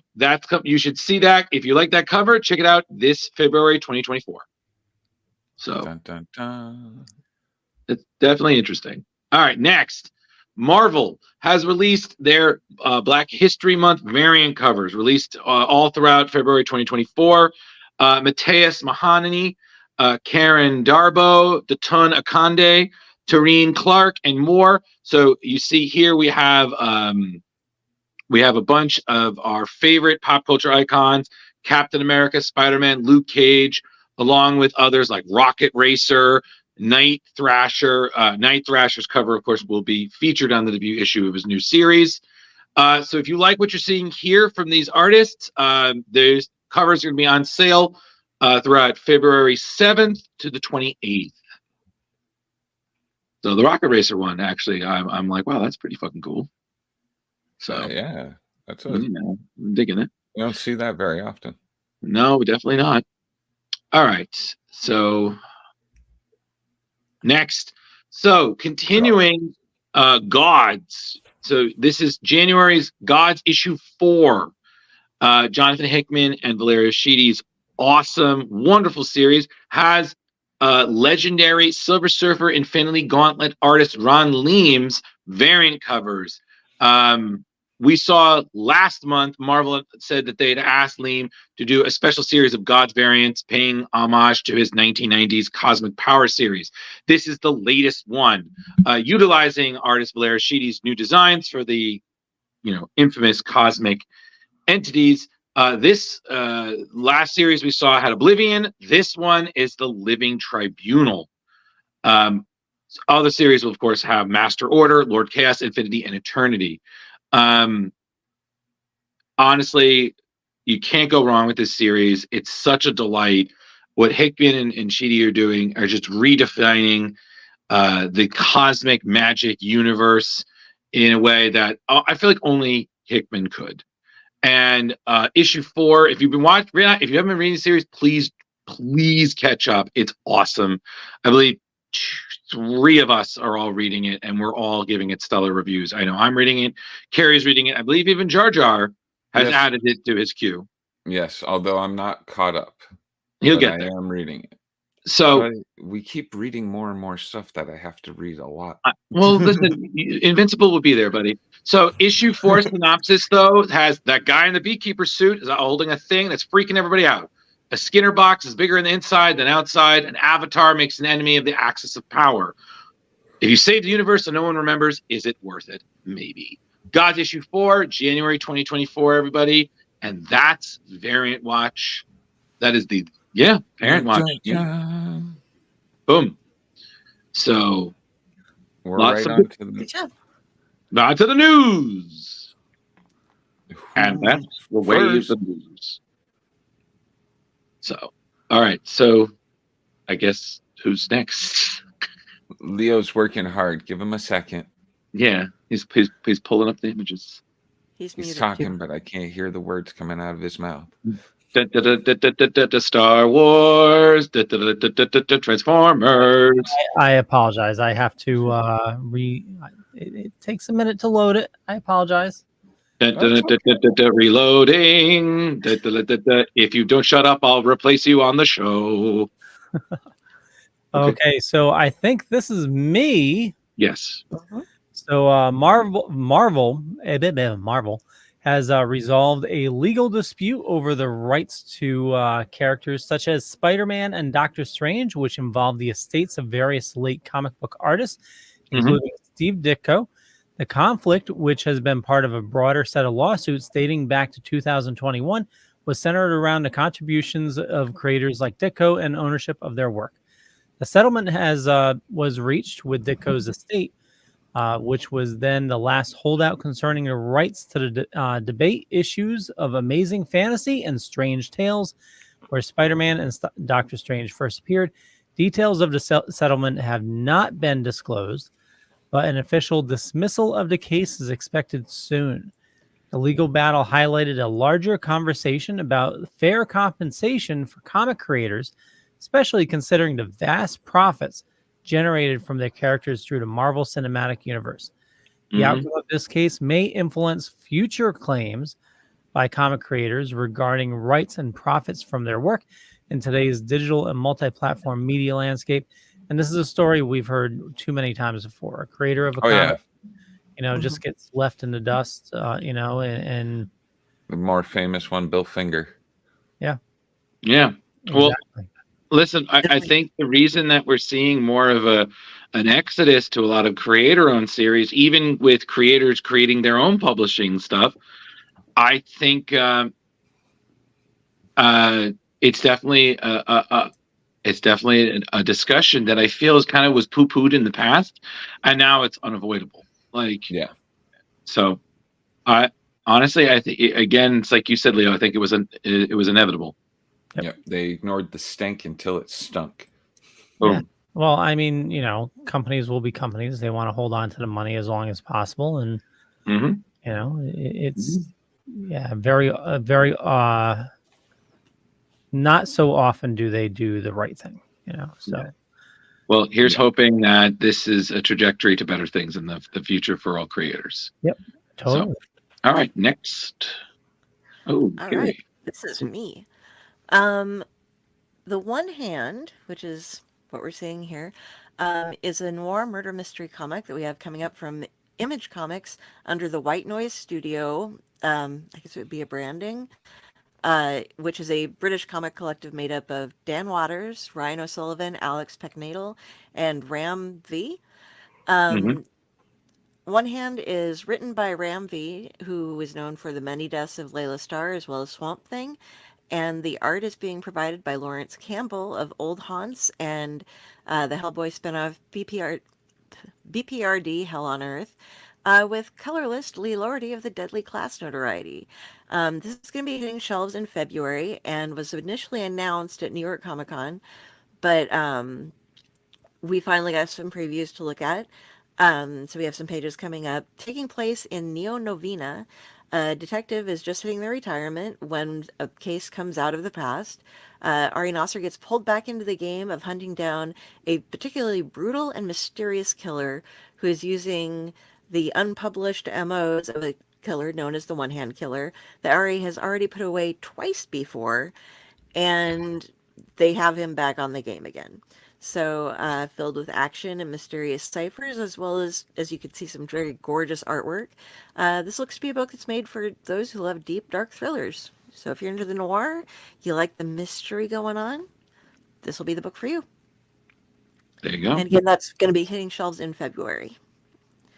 I'm loving what Image is doing these days. A lot of we were just saying it, the independent comic creators coming through Image. Absolutely. So. A lot of good stuff. So is the detective Inigo Montoya, and they killed his father? Oh man! Get out and get the next news story ready. They are releasing at about the same time another comic that is the Six-Fingered Man, I think, or the Six-Fingered Killer, something related to Six Fingers. Yeah, but they're not connected. Nope. But they're connected. Oh, this is me. Mm-hmm. All right, I'm going to try to shorten this up because I got like 3 paragraphs here. All right, I know. Anticipation of Power Pack's 40th anniversary in 2024, Marvel is treating fans to a nostalgic journey with a 5-part limited series, Power Pack Into the Storm. Co-created by Louise Simonson and June Brigman, the series harks back to the early days of the youthful superhero team when they were just kids. The narrative not only focuses on the Power Pack's adventures during their original heyday, but also incorporates a delightful flashback featuring the Fantastic Four. A sneak peek into the upcoming series reveals intriguing interior pages, including a main cover by June Brigman and a variant cover by Todd Nauck. For Power Pack Into the Storm number 3, the storyline takes a dramatic turn with the introduction of Brood Invasion, and Marvel has teased an exciting collaboration by bringing in Storm from the X-Men to aid the Power Pack. The collaboration between the X-Men and Power Pack is a nod to the early 80s, reflecting a time when the young superheroes often teamed up with adult heroes for missions deemed too perilous for their age. Fans can mark their calendars as Power Pack Into the Storm number 1 is set to hit shelves on January 24th, followed by number 2 in February and 3 in March. Wow. I mean, I can't believe it's been 40 years since we've... I can't either. I'm like, 40 years for the Power Pack? My God. Thank God they grew up a little. Still is exciting. It's very bright. Oh, this is me. Hold on a second. I was just getting my charger and I forgot that I still need to do news. Yes. So what this is, everybody, and I'm so glad I could join you for the ride, is this is news involving Beast War, DC's current big event that's already pretty much shaking it up. Right now, we can see some of the beautiful artwork from Ivan Reis. I do believe this might be some of his last DC work before working with Ghost Machine. I mean, it literally goes without explanation. Is we've already seen that the once great Beast Boy has essentially started to attack humanity. He is essentially become the new Necro Star, sending out Starro-like creatures that are literally bringing out the beast out of everybody. Which is, of course, not only overwhelming to all of the heroes, but it's even a little overwhelming to heroes like Animal Man, who we just saw briefly, whose connection to the Red is getting a little bit overwhelmed with all the new animals coming in. As we can see, the Titans are still trying to reach the transformed Gar Logan, while some people debate whether Gar is actually really gone. So we will see as this event does threaten to shake up what we know of the DC universe. Now, the other thing that's important is that character who we just saw there, that is DC's new supervillain. Her name is Apex Ava. As we already saw, that Beast World issue 1 is out. The writer, Tom Taylor, is teasing more about essentially the future of the event, the series, DC Universe. So we already know Titans Beast World is going to tie into the Titans series, but also into Tom Taylor's current in progress Nightwing run. So Nightwing will be the launch pad for this new supervillain, whose name is Apex Ava, whose first appearance will be in issue 109 of Nightwing. Her full debut will be in Nightwing 110.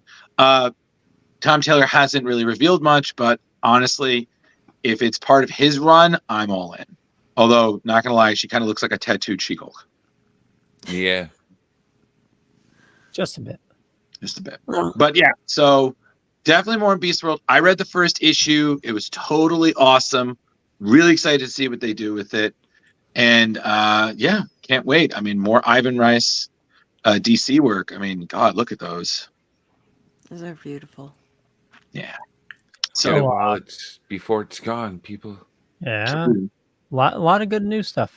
Just real quick, I know this is banter, but I read the first issue of Silent Night, which we talked about last week.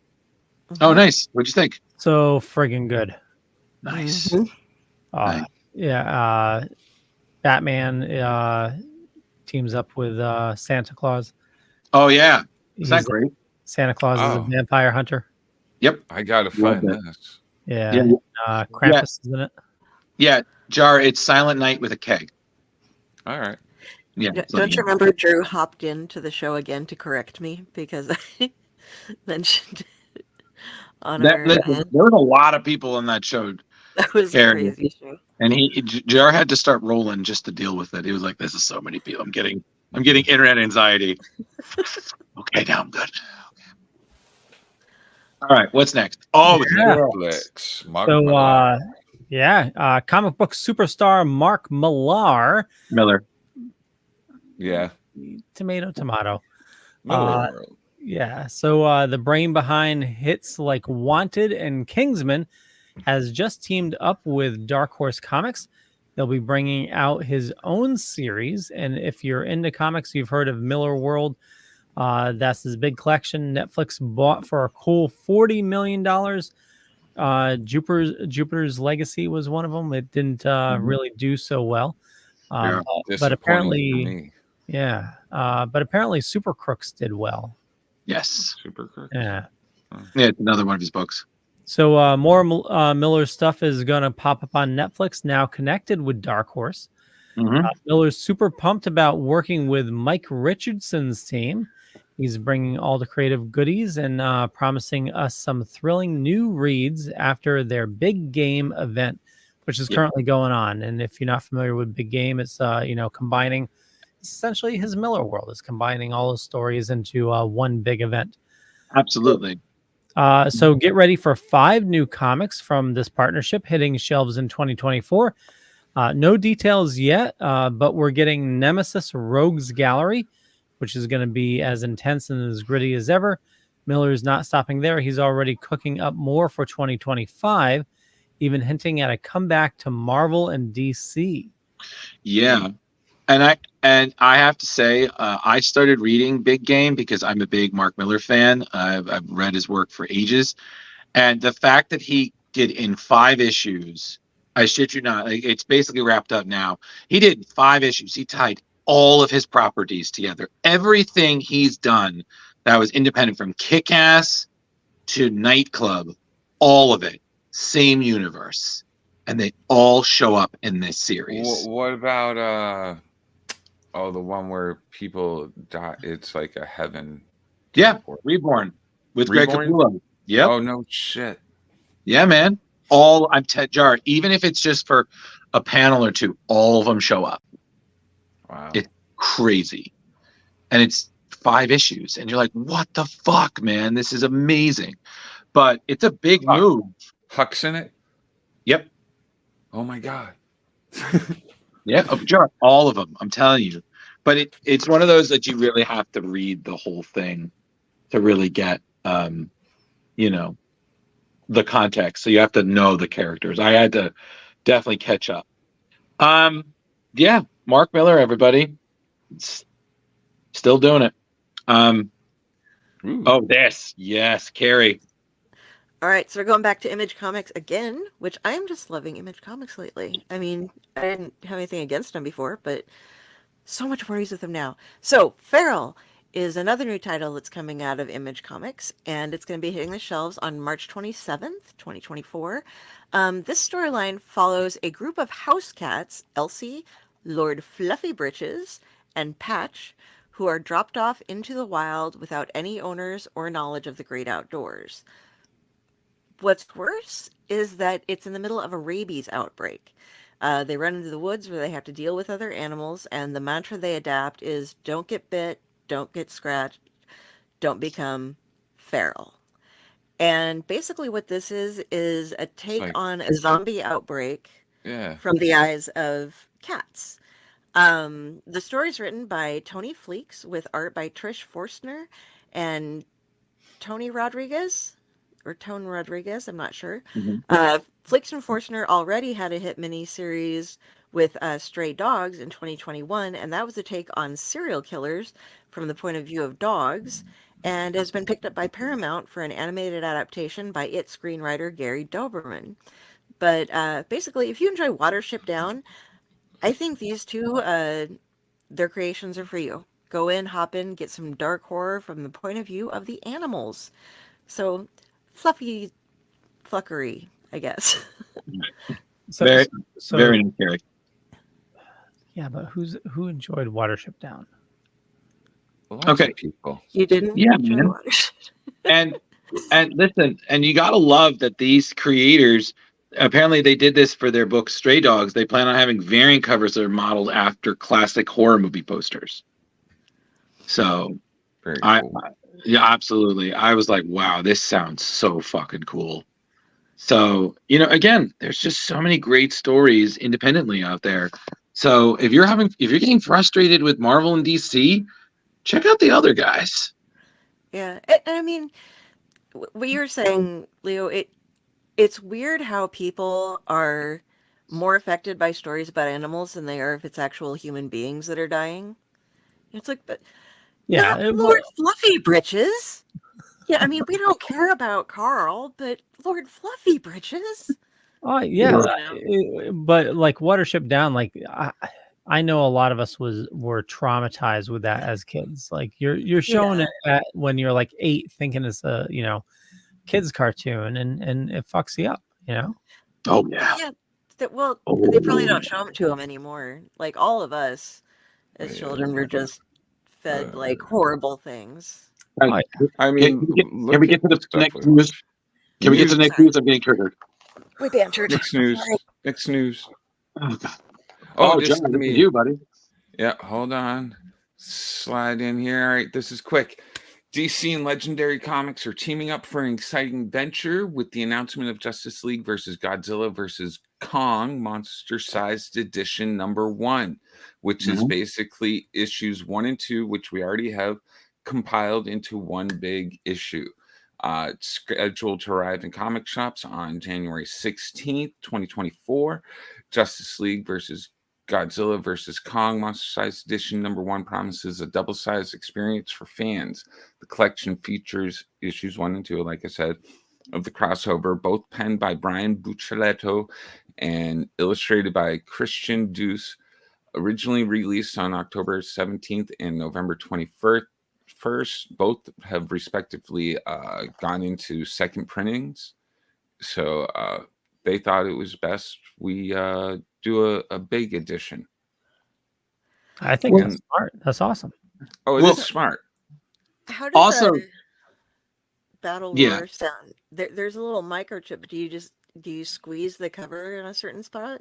I'm not really sure because they just said the Battle Roar Sound FX. They just utilize sound chips to bring the roars of Gojira and King Kong to the comics. But I seem to recall they're already having some issues.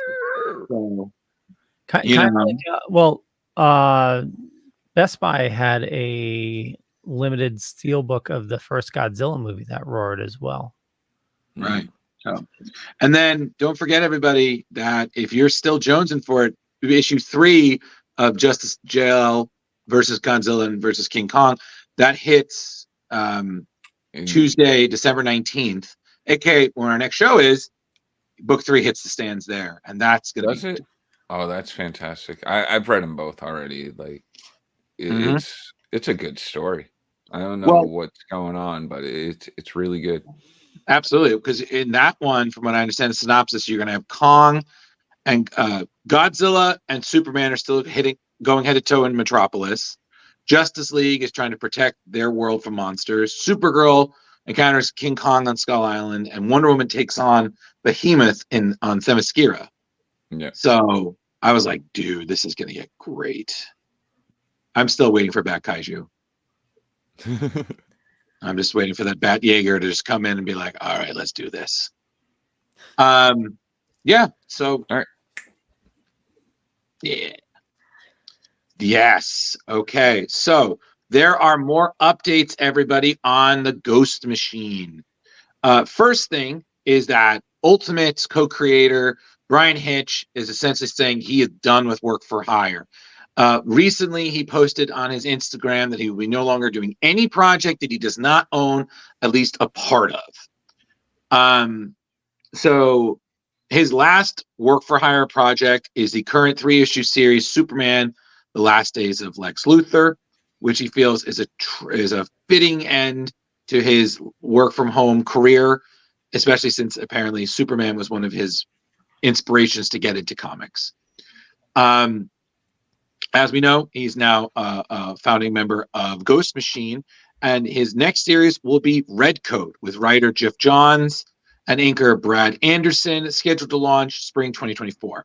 Now, what Leo is just showing now is something altogether different.